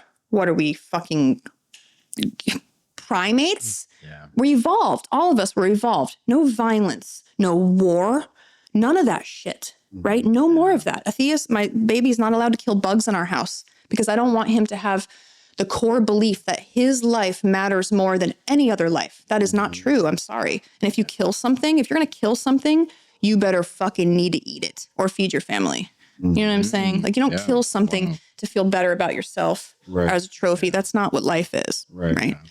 And so I was in a conversation about this the other day about how, you know, I'm like, violence is not the answer. War is not the answer, all this shit. And someone said to me, okay, well, what happens if bombs go off tomorrow, shit hits the fan, you go to nurture your son. Aren't you going to want strong men who are capable, who are brave to fucking protect? Who are you going to look to? Yeah. And the truth is, in my mind, I thought, I want a big, strong dude. Mm-hmm. That's what I thought. Mm-hmm. So what is the answer? It is black and white. And so when you ask me questions like that, I think it's an amazing topic that we should be discussing. Everyone should, because I don't know. Yeah. I think when I posted that, that is the truth. Yeah. Right? That is the truth. But there's lots of other things that are true at the same time. Right. Like There's what layers. I just told you, there's layers. Right? It's so crazy that you just said that, because that was my follow-up. That was the reason why I asked this, because I say that it's just my perspective. I say it's from a point of luxury that we can have. It's like, that may be a statistic, the statistic, but that's from a place of like luxury, because we have created it a sense of safety over here from violence in some sort. So what if an EMP was to drop right now? All electricity is out. We're back in the dark ages, and now it's every man for himself. I wonder if, and it's just like a curiosity, I wonder if the same perspective of we want to make money to get further away from men, I wonder if that was to change, because now we're back in our instinct of, I need to get with someone so I can be protected, So I just wonder if it is from Protection, but I think protection is fluid as well, because in this world, protection is different than it used to be.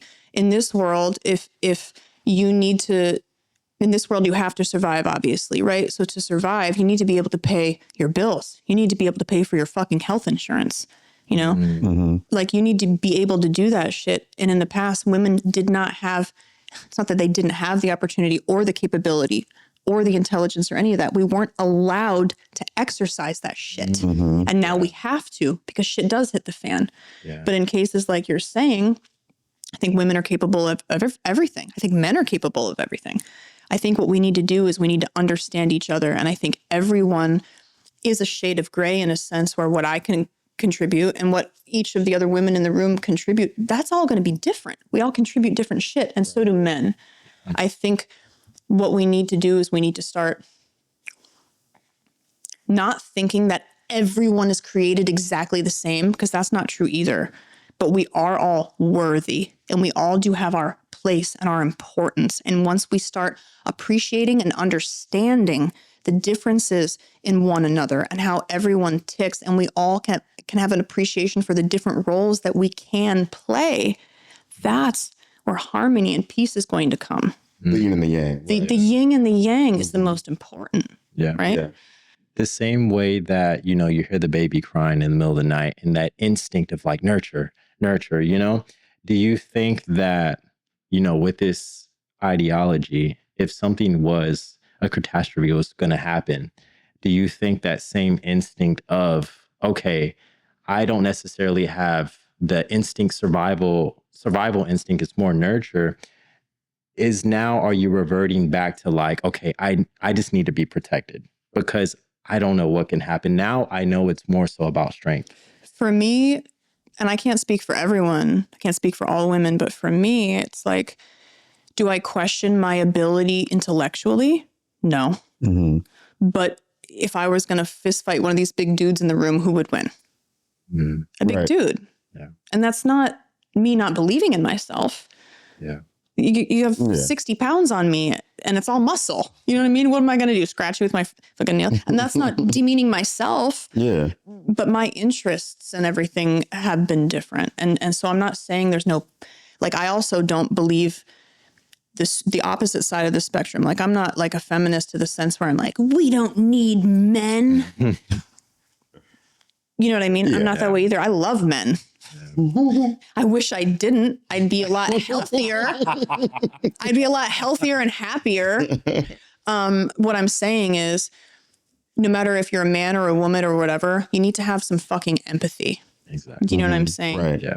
And like what men needs to realize is that, like, men have always, not all men, but a lot of men through history have glorified women like trophies. Yeah. When have women done that to men and taken their own prerogative over knowingly hurting someone? Yeah. Yeah.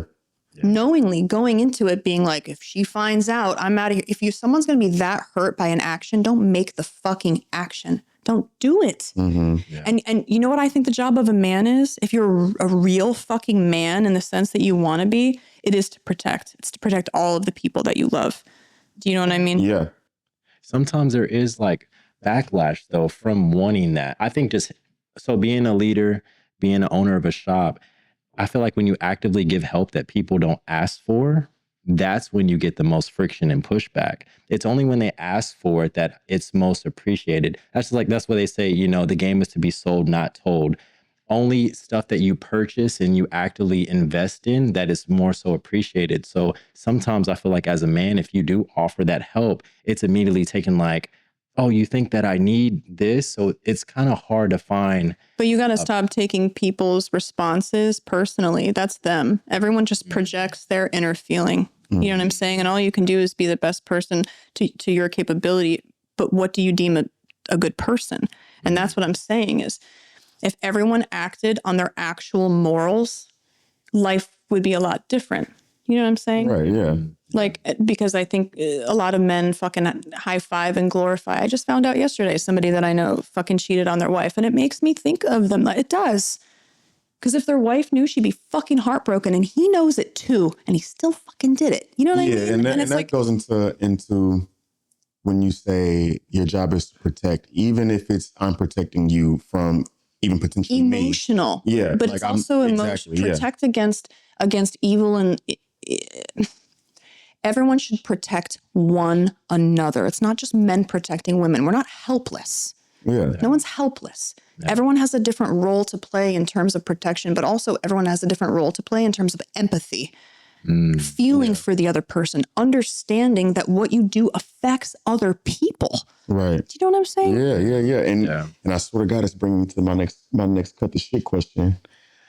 Hold on. Before that though. I love this topic. I feel like Ryan loves this topic too. I love it because you know why? Because people are so afraid to talk about anything these days. We're afraid to talk about politics. We're afraid to talk about norms. We're afraid to talk about society. We're afraid to talk about gender. We're afraid. And you know what people do when they're afraid? They cling to the identity that they feel most comfortable with. And they're not comfortable. Or the most popular because they want to feel accepted. They want to feel like they're a part of something. And people want to belong. And if all that you can belong to is the identity that you've clung to, then that's who you are. And people are afraid to say, yo, you know what? I was wrong about that. You know what I'm saying? Cut the shit. Is that a winner mindset or a loser mindset? What? Just clinging to wanting to feel like to be along and not go against the grain and standing on exactly your perspective and your ideology. It depends on what it is. I think that's all a shade of gray.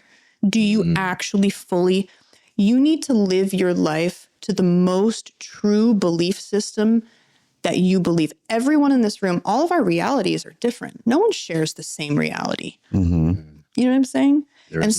People cling on to realities they don't actually believe in, and it's an old identity of theirs.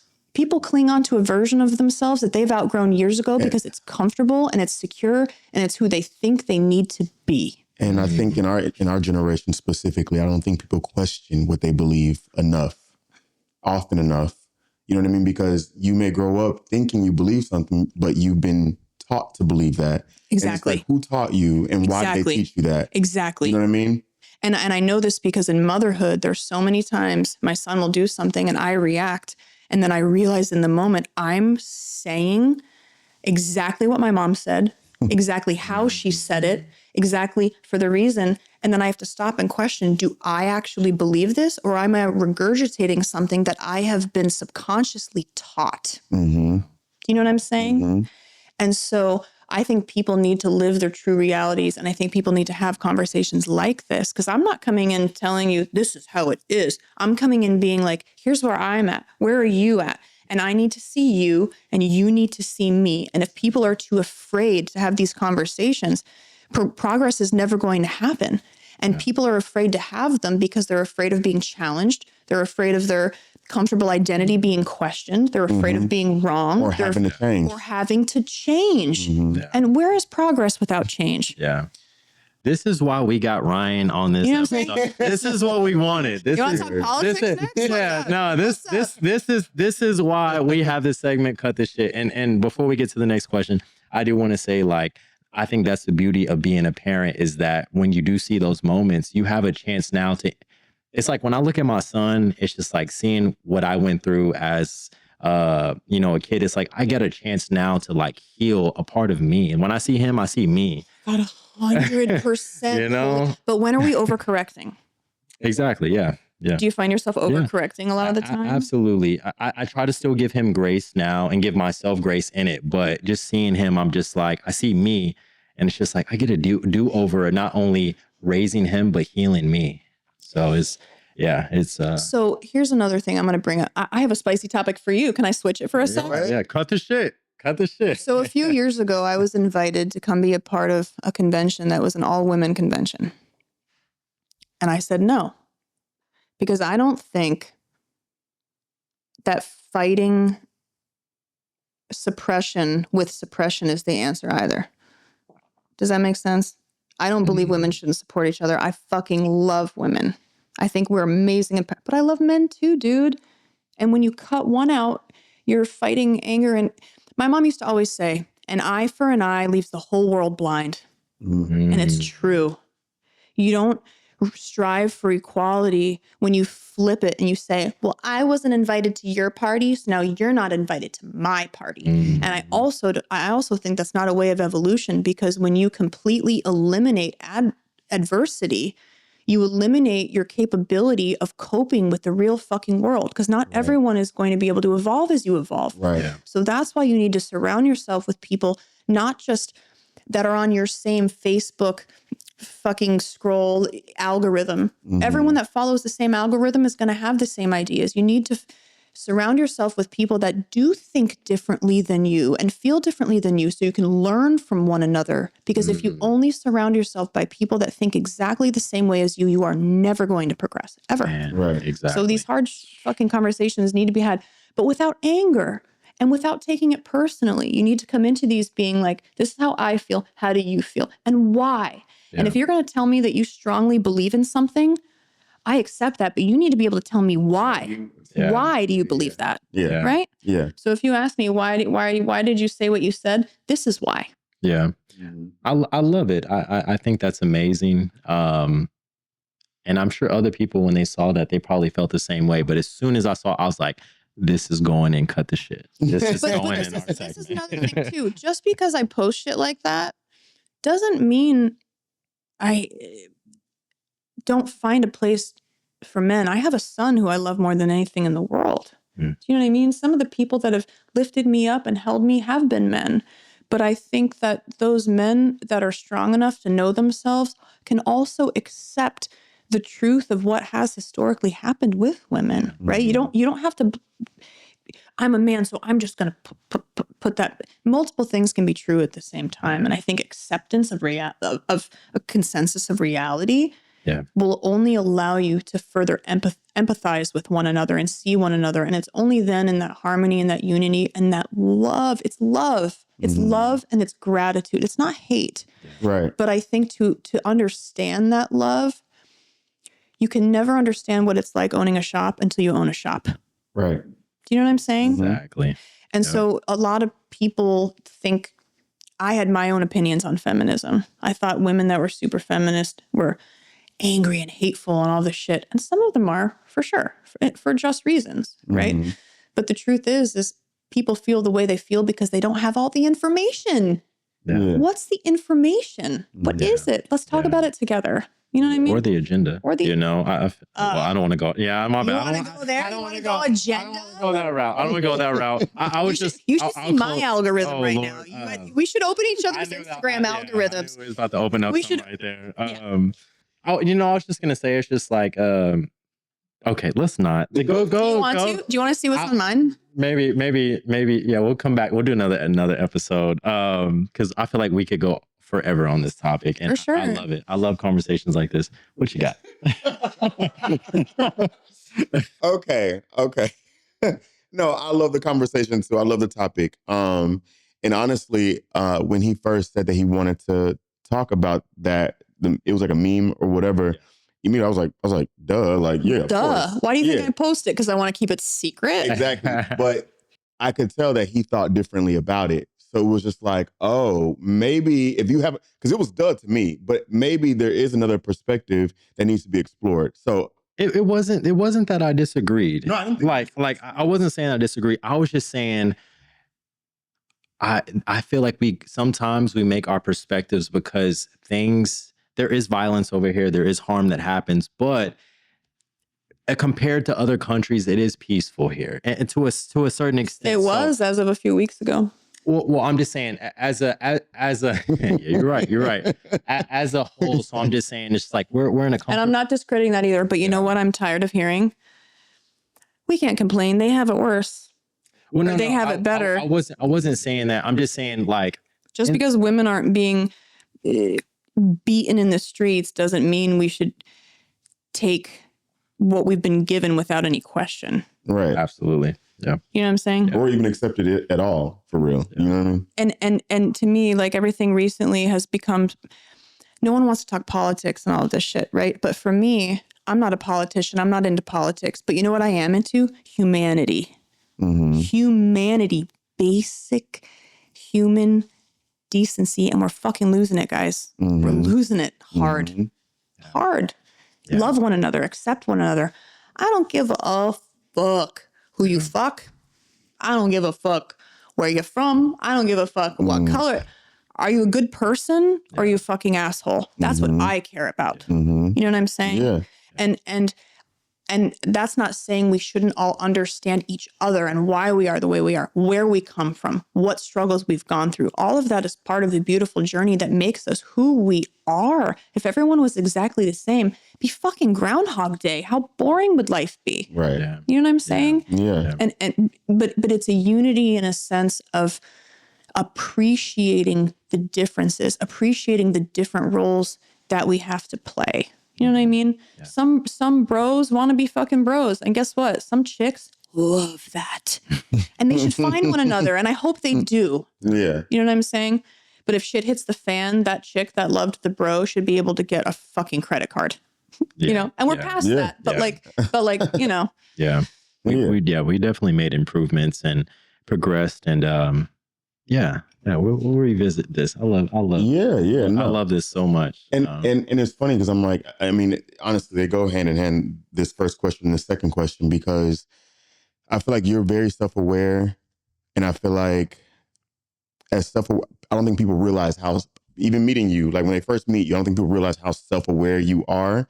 And so my question to you is just like, from a male perspective, what kind of man does it take, or a woman, I don't know if that's on the docket, to bag Orion Ashley? Like, what kind of man would it take to come to approach you? You know what I mean? Like, I would be so relieved if I fell in love with a woman. Oh my God, please. Please. Bring her out. Bring her out. I'm ready. Come at me, baby. Right? Yeah. It just hasn't happened. Yeah. You know what I mean? Is that what you're looking for? Is a woman? Yeah. I mean, it's like you said. Why are you saying like in terms of I'm like, wait, what? I'm like talking. I'm like maybe. No, what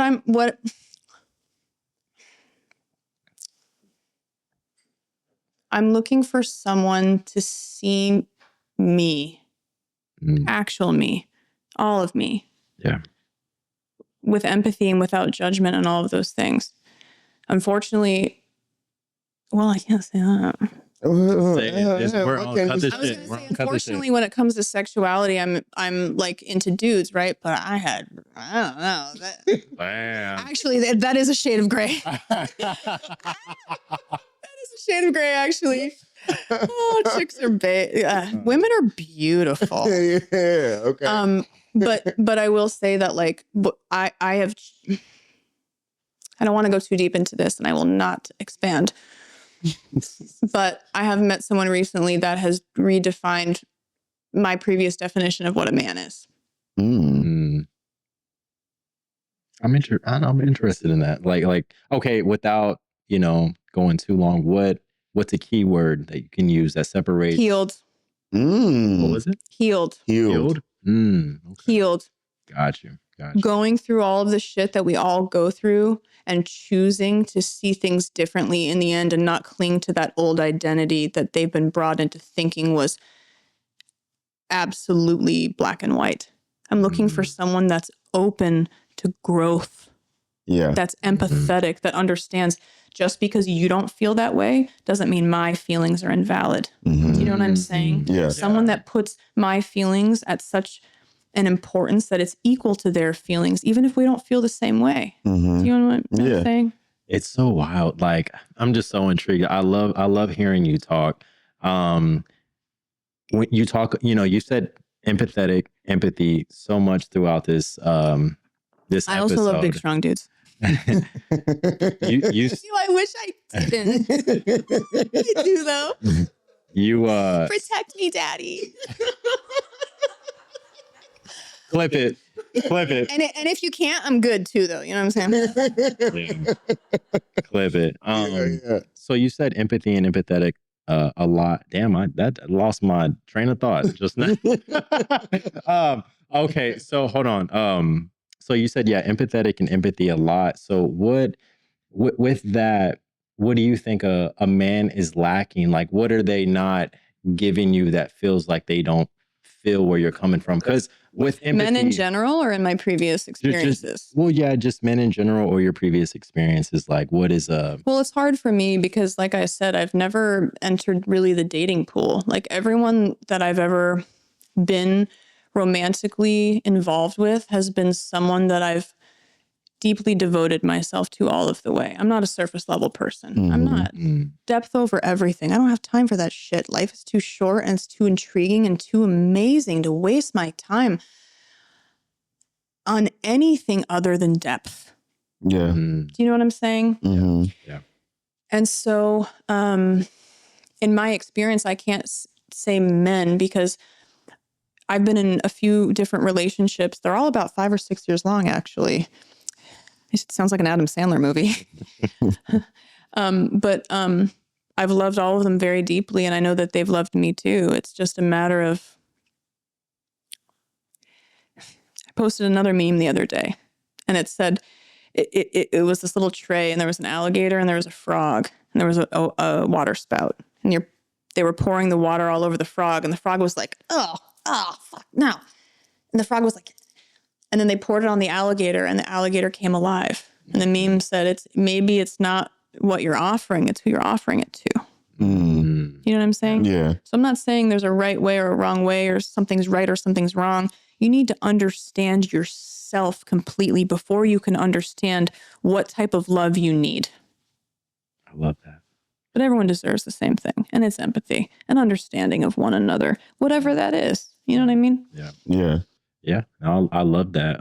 Before we get into the next question, I think as a whole, that would mean that people would want to be on their own journey to find themselves.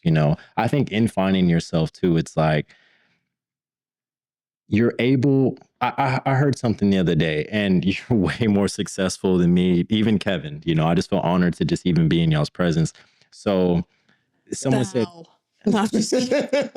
I totally fucking... And Kevin knows I give people their flowers while they're still here. Yeah, of course.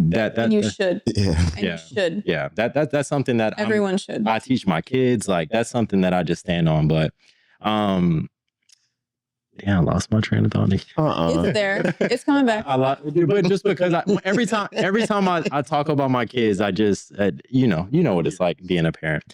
But okay. So within finding yourself, I saw a quote the other day. It says, you're only as successful as what your nervous system can handle.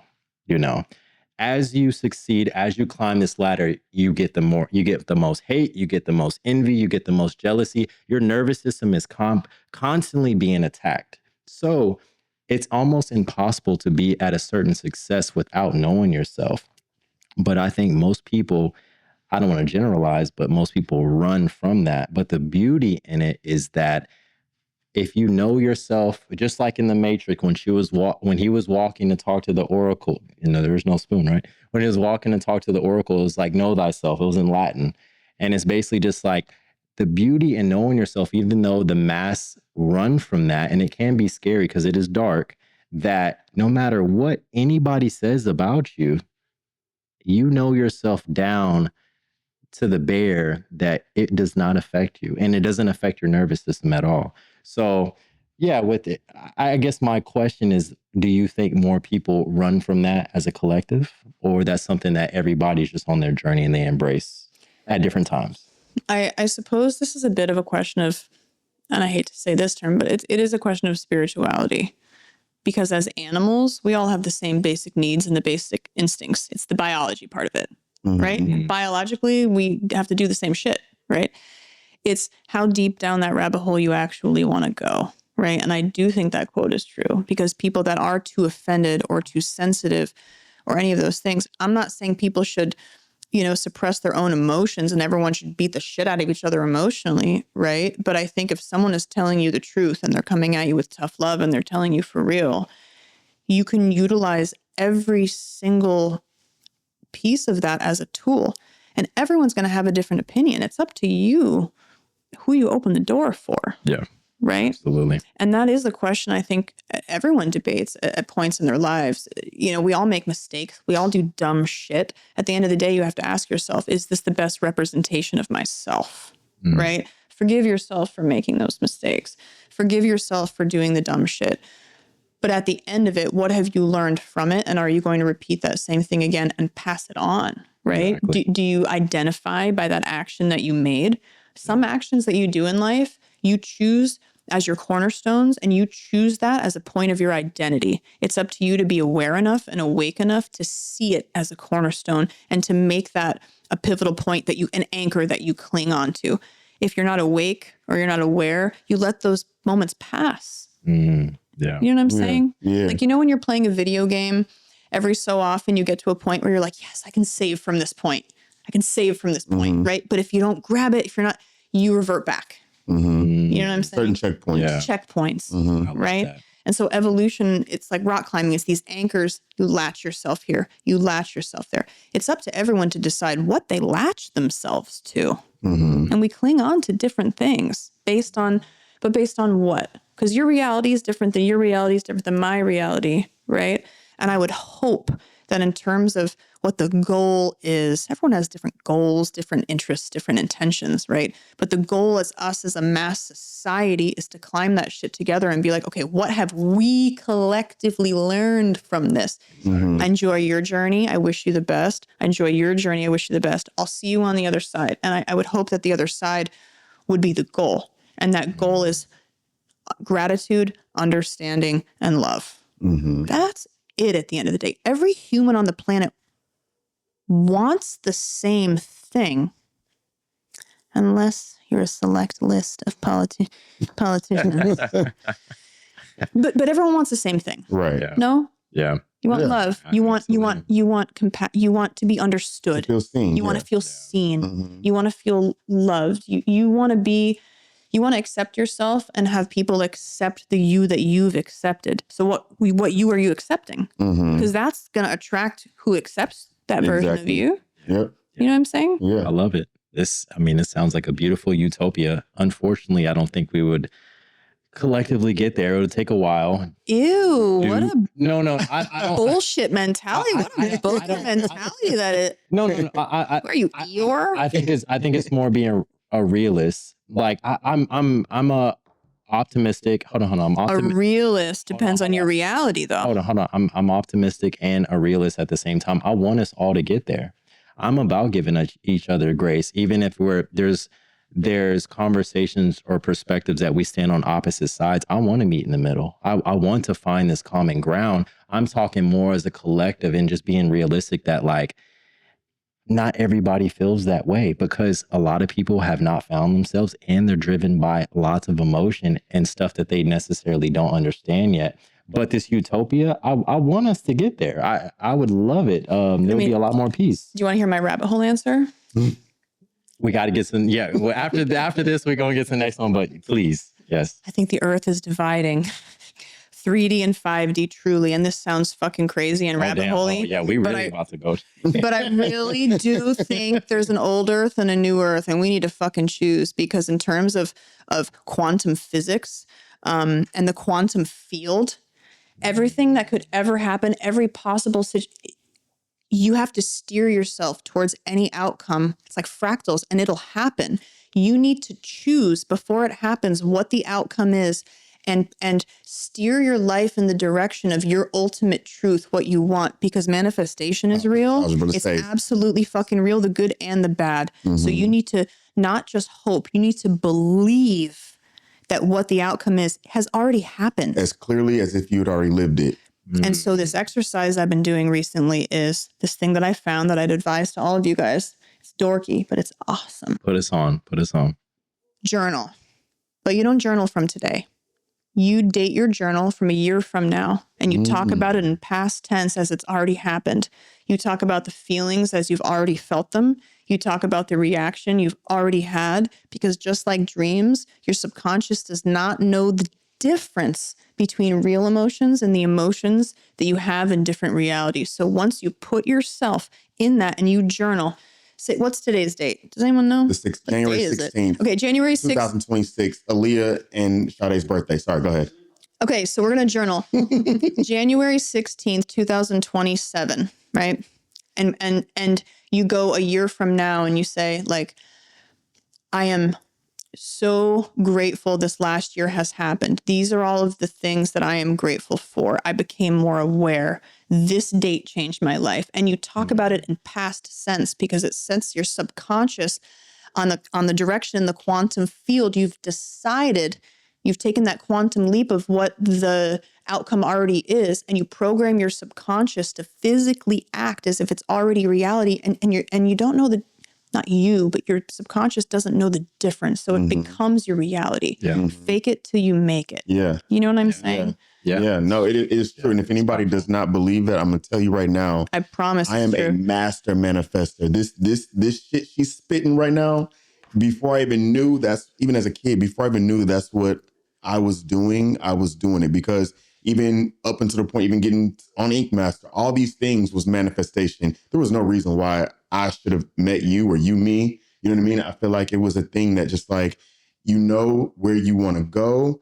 And it's like, if you can feel it and make it real to yourself, you subconsciously will develop a pathway to get there and won't even realize it. You will just know the signs. You just like you see a street sign, that's a green light, I need to go this way. This is a red light, I'm not going that way. You know what I mean? It'll actually manifest itself. So I went on this loop. I've been on this thing recently because I've been having a really hard time with my algorithm, because it's all bad shit happening. Right? And I was talking to my friend Chris, who I've been friends with forever. Our kids are best friends. And I was like, can you imagine if this happened to your child? Like, what would you do? And Chris said, I don't want to imagine, because that's not my timeline. That was a past timeline of mine. And I feel it so deeply because I've lived it, and I don't choose that for this life. My timeline and this is different. You have to not just want it. You have to decide. Not wanting it, not believing it. You have to decide. You have to choose. Right. Choose it. Right. And you need to see it. You need to feel it in all of you. Like in all of you. Not just your thoughts, not just your body. In this like plasma middle dimension where you need to literally emanate the result that you want to have. And once you decide that's your reality, it comes into fruition, I promise you. Yes. And so world peace and the utopia, that would be nice. No, it is going to be nice. It is going to be nice. I love that. I think more so, it might be a defense mechanism. I think I try to not put that out there, not just so I'm not let down, because I would love that even for my kids, you know? But you can't allow yourself to be let down by society, because you're going to let yourself down in the meantime. And you're going to let yourself down because you know what you want, and you're letting society beat you into thinking that that's not a possibility, because what you want and what society is allowing you to believe is reality are different. Yeah. What do you want? That's reality. Yeah. Yeah. You got to come back. Yeah. This is a beautiful conversation. I love this so much. Marcus is looking at with his arms crossed, looking like, y'all better hurry the fuck up. Yeah, So, look, take the wheel real quick. No. Let her have the wheel. This is why we have her here. I enjoy Thank stuff like you. this. It's important. It is, And very, And it's very important, not just for us. It's important for everyone to have conversations like this and take it with a grain of salt and not come out of it feeling like you're wrong or that you, with your tail, come out of it as an experience with gratitude, saying, thank you for the change of heart. Thank you for that information. Thank you for that conversation. Because now I am changed. Not, I don't want to talk about it because what you believe and what I believe are different. So let's not talk about it. That's the reason you talk about it. point, That's the reason. I always say people avoid that because they truly don't understand their reasoning. Well, it ruins Christmas dinner also. Yeah. That's what makes it better though, you know? Okay, so we're gonna switch gears just a little bit. So I want to touch on now tattoo industry stuff. So new artists, there's been a mass wave of artists quitting. This have been artists who've been tattooing over 10 years and some who've been tattooing just a couple of years. How do you feel about that? Cut the shit.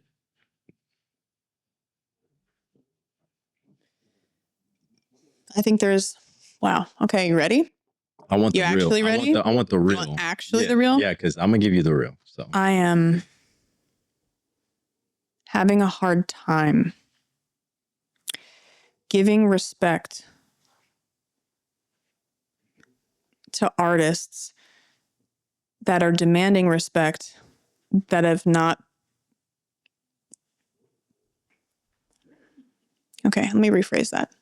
I'm having a hard time giving artists respect that have never given the industry the respect that it deserves. I'm having a hard time with artists coming into it thinking this is cool or fun or easy or fast money. That is not the reason to be a tattooer. I think that is a absolutely blatant disrespect for the impact you have on people's lives. And I think to be successful in this industry, really successful in a fulfilling kind of way, not in a blood money kind of way, in a fulfilling kind of way, you need to understand that you're changing people's fucking lives, man. And you need to understand what people went through to make this possible. And I debate this with myself all of the time because I came in at a time where I was right on the cusp of the old way and the new way, right? Mm-hmm. And so I connect with the middle and the balance of it all, right? I think the old timers who paved the way, who carved the path, who made their machines, who formulated this technology, a lot of them are angry and they're bitter, right? Mm-hmm. And they have a right to be because these new generations coming in, these kids have no fucking tattoos. We're millennial tattooers. Get a fucking tattoo. Yeah. How are you going to empathize with your clients or have any love or respect for what it is that we do if you don't have a tattoo? Yeah. Oh, I don't want my body. Fuck you. That's how I feel, truly. Yeah, exactly. I have given my life to this industry. And the reason I was able to do it was because all of those people before me, a lot of them gave their actual lives for this to be a possibility. And for these kids to come in using AI, having their stencils printed out for them as the AI that they didn't create, you're a computer printer. You're a computer printer that's making money. It's a job. Why don't you sit in a fucking toll booth? That's how I feel. Yeah. I agree. Because real art has soul. It has imperfections. It has mistakes. It has evolution. Fuck up. You need to fuck up. Yeah. You need to because you need to find yourself, right? What's the difference between art that I do and art that the computer does? Is I'm doing it with consciousness. I'm doing it based on watching myself create from my mind, right? Alex and Allison Gray have an entire religion, the Chapel of Sacred Mirrors. And it's about how artists are these mediums, where we are these mediums between source and the physical plane. And we bring these things from source and make them real. And it's the translation of that, the individual translation. Everyone has a different accent artistically. Everyone has a different voice. It's that translation that makes it art. It's your choices. It's your fuck us. It's your mistakes. It's the same with people. It's the extra freckle that gives you the personality. It's the imperfections, right? And I do have a problem with people thinking they could AI shit, print it out on these printers that print out these stencils perfectly and all of that and replicate. Work in a toll booth, dude. Yeah. That's how I feel. And that's nasty, but it's fucking true. And you know why? It's because I have been so inspired by these artists that create out of their mind, out of their memory, out of their soul, and they give that to people. What musician creates a new hit song every single fucking day? What musician could come out every single day and create a new hit song? That's what we're expected to do. Mm-hmm. Yeah. And I also understand the balance because of the demand. It's like, how do you do that? So of course people rely on these things. Of course people rely. But I think that you have to have a respect for the industry, for what it is, for the soul of it, for the purpose. And even if you're a realism artist or a replicator, I'm not saying that that's an art form in itself. I can't do that shit. So I can't replicate like you can. No fucking way. Right? But it's your composition. It's your color choices. It's the choices that you make. I have a problem with tattooers coming in that make no fucking choices for themselves, that are doing what they think is popular or what's cool or what's on Pinterest. Mm-hmm. That is not a reason to be in this industry. And this is controversial because as much as I want to keep tattooing underground, I want to keep the heart in it, I want to keep the soul in it, I want to keep all of that shit, I also understand that my part in all of this has been making it more mainstream and making it more, I've played a part in that. Mm-hmm. And I'm proud of that because I do think anyone that loves it should have the opportunity to tattoo and to get tattooed. Everyone deserves that opportunity. Yes. But not everyone loves it. And the people that are quitting, people are quitting for all different reasons, right? But the people that love it for real are never going to quit. Exactly. Are never going to quit, ever. Even if you're not charging money. If I wish I won the lottery so I could, not to be rich, I make enough money, but so that I can do tattoos that are impactful and empowering and important, because that's what tattoos fucking do. Yeah. You know what I mean? Thank God I make a lot of money tattooing. And I do, because I've worked my fucking ass off. But that's not what makes me feel fulfilled at the end of the day. Yeah. It's the look on someone's face when they feel differently about themselves and they're confident and they feel like they've chipped off a piece of their own identity. You give that to people. And the more you care about the art, the more it means to them, because intention is everything. It's like what we were talking about earlier with plants. Mm-hmm.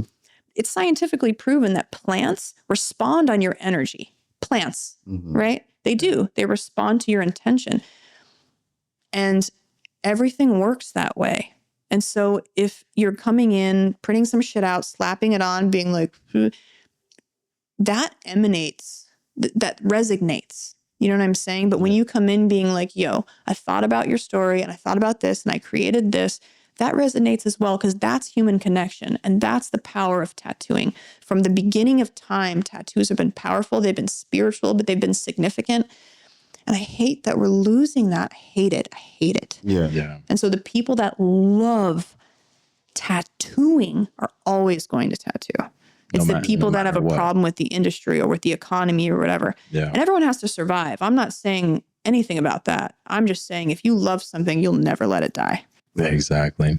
How do you feel about that? I'm exactly agreeing with her. I'm like a little bit more raw, like, oh, get out. You know, it's just like, because it's something about me, like the past 8 years, you know, even with having a family and everything, it's like I tattoo over New Year's. I like to I like to end the new year the same way I'm like bringing it in. And this is like everything to me, even coming from a sports background. So like how I feel, bye. Because like, if you don't love it as much as me, I in a way, even though I shouldn't be like projecting this, I get a little offended, because I'm just like, this is my baby. This is everything that I have. This is how I built my legacy and built something from my bloodline. So cut the shit. For me, it's funny because I don't think that I even self-reflect on how much I love the industry. When I hear about somebody quitting, it's just like, if you make a kid play soccer because all their friends are playing soccer, so they want to play soccer, and then when they start playing soccer, they don't like it, they want to quit, then quit. It's for me, it's as simple as that. If you don't want to do it, don't do it. I don't even think about their reasons, their justifications. I don't like these cleats. I don't like my jersey. I don't like kicking the ball. I don't like running up and down the field. Your reasoning for quitting, I don't even care. The fact is you want to quit. So quit, and I've been tattooing for 20 years at this point. This month actually makes 20 years.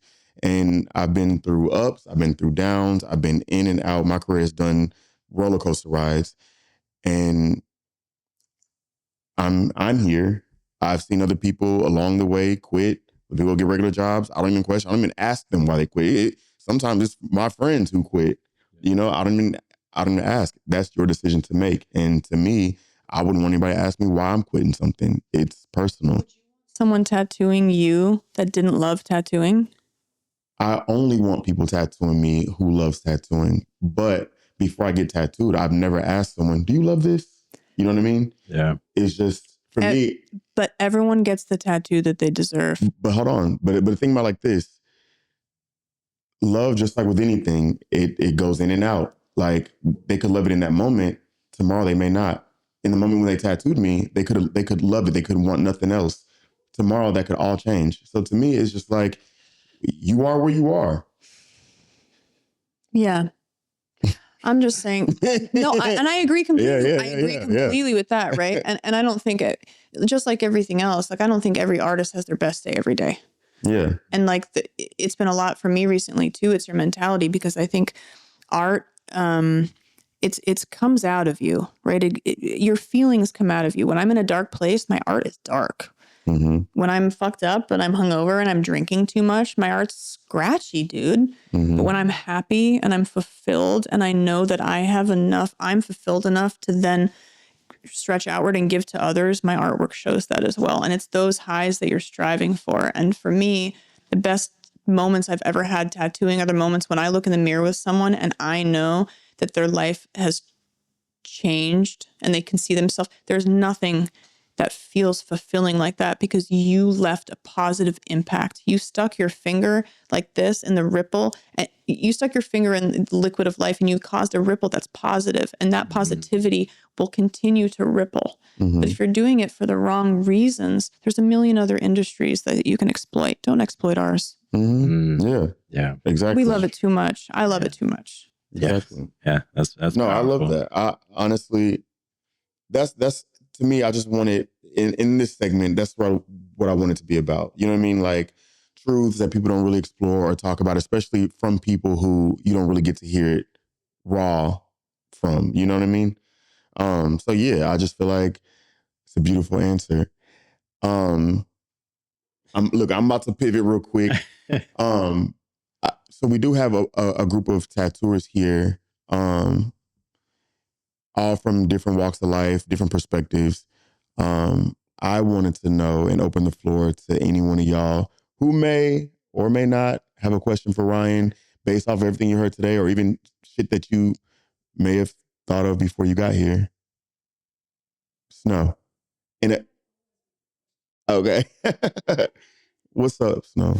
It actually goes along with what you were somewhat talking about just now recently. One of my things is that artists go through ups and downs. We have moments whenever we need to kind of take a little bit of a step back and kind of find ourselves and find something more before we are able to continue with our careers. And I know everybody has gone through that, especially when you've been tattooing for an extended amount of time. And so I'm wondering, how do you give yourself the grace to be able to take like a step back, focus on some other things, but then also not feel guilty for taking that risk, not feeling selfish for taking that step and taking that time for yourself to focus, let's say, on your family, on your kids, on spirituality, on something that you just want to see in the world that is going to end up making you a better person, being able to do a better job. But how do you give yourself grace? So your mom, I know your mom. You know, they say like the happier you are as a mom, the happier your children are going to be. It's the same way with art, right?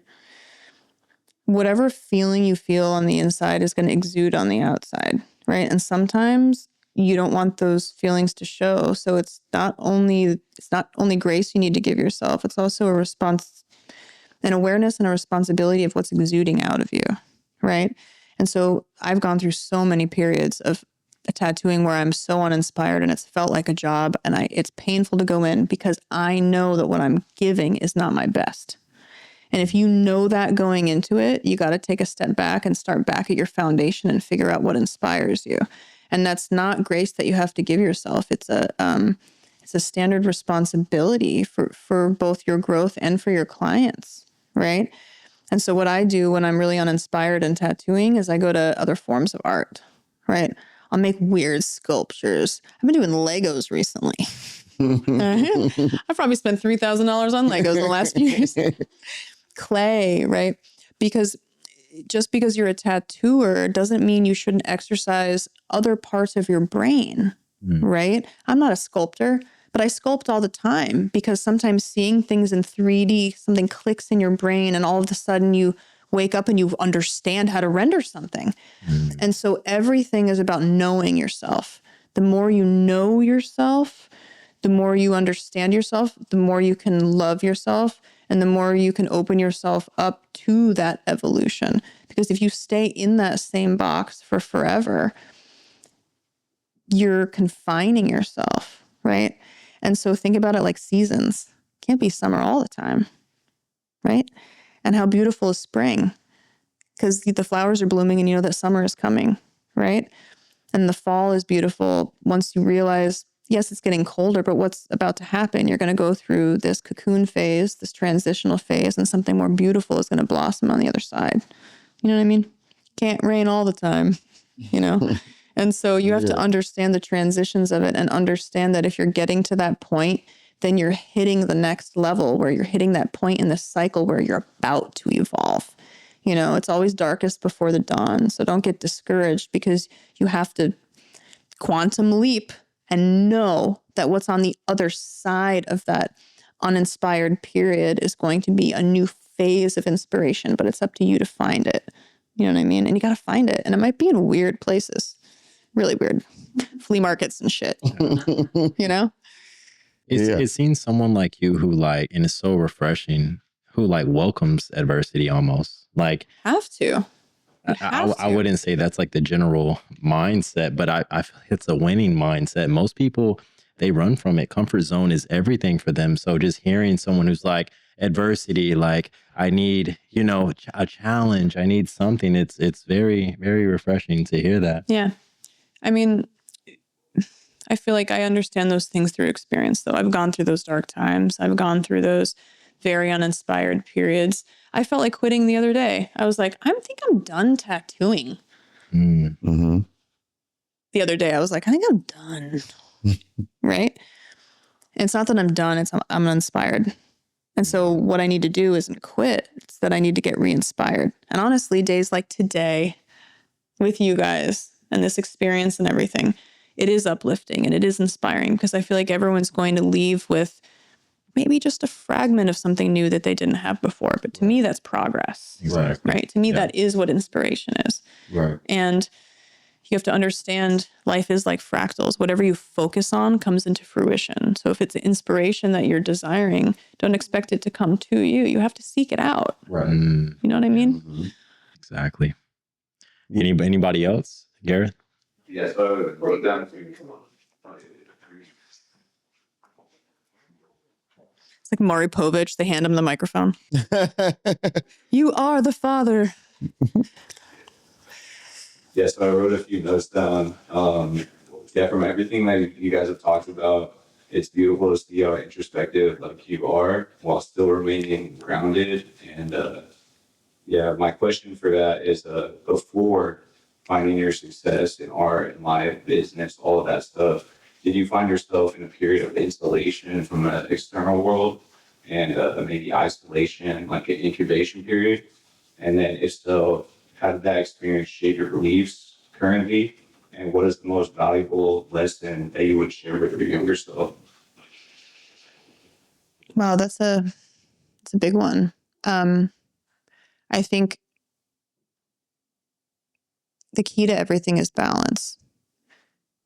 I think I've been going through a cocoon phase recently where for the last few years, because of everything that's been going on, I've avoided people and groups and friends because the question, how are you, was really painful for me to answer because nothing positive or light was going to come out of it. And so I didn't want to answer it.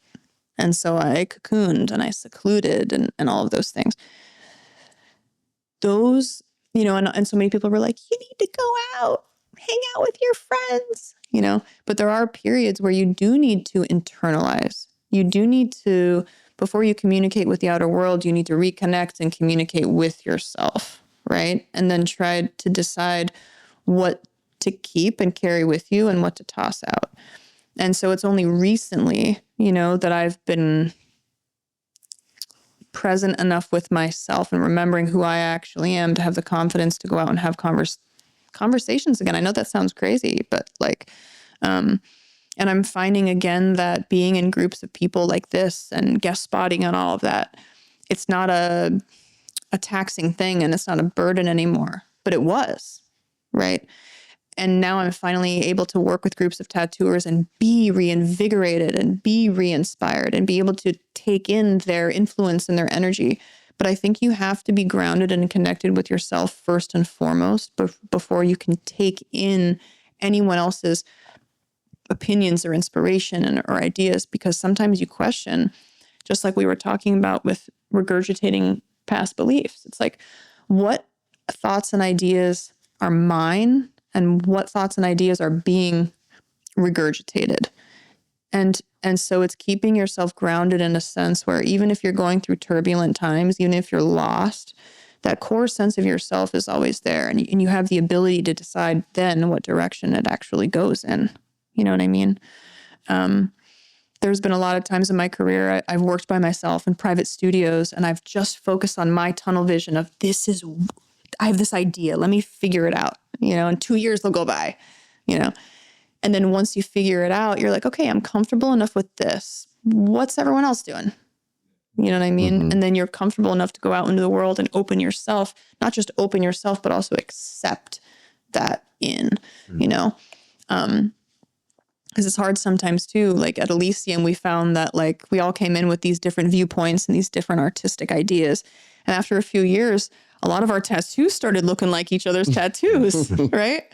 It's not that we were ripping each other off. It's that we were influenced by one another. And so you have to take what you've learned and take that inspiration and then sort of seclude again, sort of sequester again, mm-hmm. and be like, okay, this is the idea. What is my actual spin on this, right? It's like you get a meatball recipe and you're like, okay, how can I make my meatballs special? You know what I mean? Meatballs always. And so I think it's the balance of all of it truly that that you need to obtain. And you also always have to keep in mind what your intentions actually are. Because throughout your career, your intentions are different, right? Sometimes in your career, you really want to travel and you want to see the world and you want to meet people. And then other times you're like, no, I want to focus on perfecting my technical. I want to focus on perfect. And so everyone goes through this journey and it's not lateral. You know what I mean? I don't think there's a straight trajectory that everyone goes down. I think it's sort of a web and everyone goes different ways at different times and hits different points. And I think once you hit a lot of those points, you can see other tattooers and understand what point they're at when they're at it. And you can trust that process. You know what I mean? But don't ever feel pressured to do things you don't want to do. But you also have to understand that sometimes the most uncomfortable thing to do is that step that's going to bring you to that next level, right? Like there's an artist in my studio that's like, oh, I hate doing conventions. I'm so bad at conventions. I'm like, well, how are you going to get better at conventions if you don't do conventions? You're going to avoid them for the rest of your entire life and just never get better at them? Or are you going to put yourself in the thick of it and make yourself uncomfortable so you can learn? You know what I mean? It's like when you start going to the gym after not going to the gym for 5 years, it fucking sucks. It sucks. It's the worst. And then after a year, it's your routine. It's your habit because you forced yourself to level up in that way. And it all comes down to knowing yourself. you know? And so if you don't spend that time with yourself, then all of your opinions and all of your influence is other people's, not your own. And so you have to figure out who you are and thus figure out what it is that you need to get to the level you want to get at. But everyone wants something different. You know what I mean? Your goals, your aspirations are going to be different than mine, and everyone's are going to be different. And we might all have the same ones, but they don't all happen at the same time, you know? That's beautiful. Well, one reason, and to kind of piggyback off that, one reason why I admire Kevin so much is that because he's so beautiful. Look at him. Very beautiful and handsome. He's so cute. He is. He's so cute. I know you're gonna say I admire him just so much. You know, I even just working, I've known him for over 10 years, but now we've officially been working together 3 months, and I've already learned so much from him. And one of the main things that I've picked up from him is that he's basically just like, if I know, and this is not verbatim, of course, but it's like, if I know that I'm fearful or scared of something, that is why I must do it. And it's just, it's so powerful. I don't think most people approach things like this, but I can appreciate him from that standpoint. It has even inspired me to do things that I wouldn't necessarily do, you know, just right off rip. So yeah, it's a beautiful thing, man. Your flowers. There you go. But yeah, I agree with everything you said. It's very, very strong. I think it's humbling yourself to understand that people are good at different things, right? And if somebody's really good at something, instead of jealousy or instead of envying them or whatever, learn from them. Humble yourself to learn from them, you know?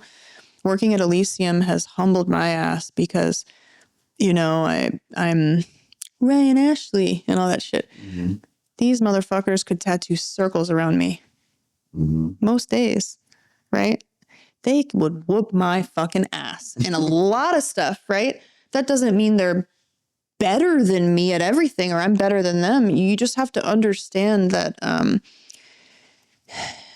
you have to pick up little pieces throughout your whole life. And you can choose what you take with you, like I said, right? But instead of ever feeling intimidated or any of that, you need to really come to terms with the areas that you could improve and humble yourself enough to have your eyes open enough to see who's doing it correctly and learn from them about that thing. I learn all of the time. Every collaboration I've ever done, do collaborations. Holy shit. Do collaborations. Do them.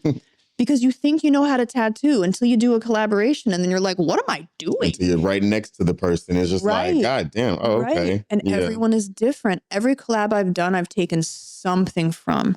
Do collaborations and work with each other. You understand each other so much more. And it's such a give and take. I don't think gatekeeping is necessarily the answer. I think you should protect what you've earned and everything. But why are you... Don't withhold shit. I'm not intimidated to tell people my whole process. You can watch me tattoo. I'll talk to you about it all day long. Because what do I think? You're going to take my job? Like, take my fucking job. That'll force me to evolve. Then who am I next then? What's my next step then? Right? Yeah.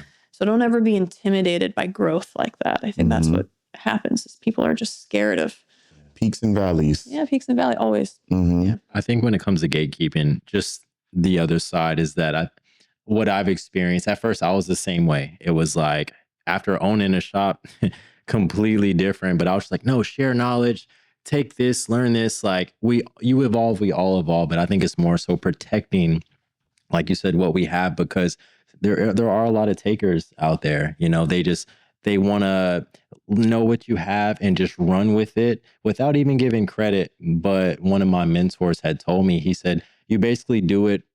You don't change what you do. You do it for the people who are going to cherish it and be grateful for it. You don't pick and choose who you give that information to. But you also have to think that you can't stay in your comfort zone and identify with that either and think you're the only one that's ever going to be able to do it. And I think if people don't rip off your shit, then you're not doing a good job. If people are ripping off your shit, you're doing something right. And you should keep that going. Do you stop there and you stop evolving there because everyone figured out your formula? Or do you make a new formula?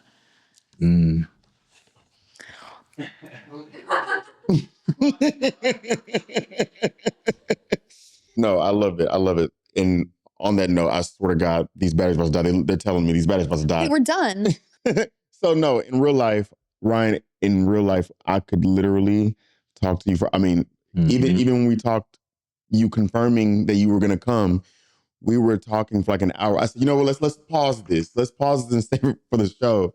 But quite literally, you are like one of the most influential, inspirational, beautiful you. souls I have ever met being in this industry. Thank you. And like literally never change who you are unless it's obviously you're going to change. You know, change is always good. But who you are at your core, like, please always say the same. I know you will. Thank you. You too. Yes. And that's why I'm here, is because honestly, what I've learned through all of it is real knows real. Yeah. You know, deep down, trust your gut. Good people are good people. And when they show up for you, you show up for them. And that's harmony. You know what I mean? Yeah. Yes. Absolutely. Kumbaya, So motherfucker. give it up for Ryan Ashley, y'all, please.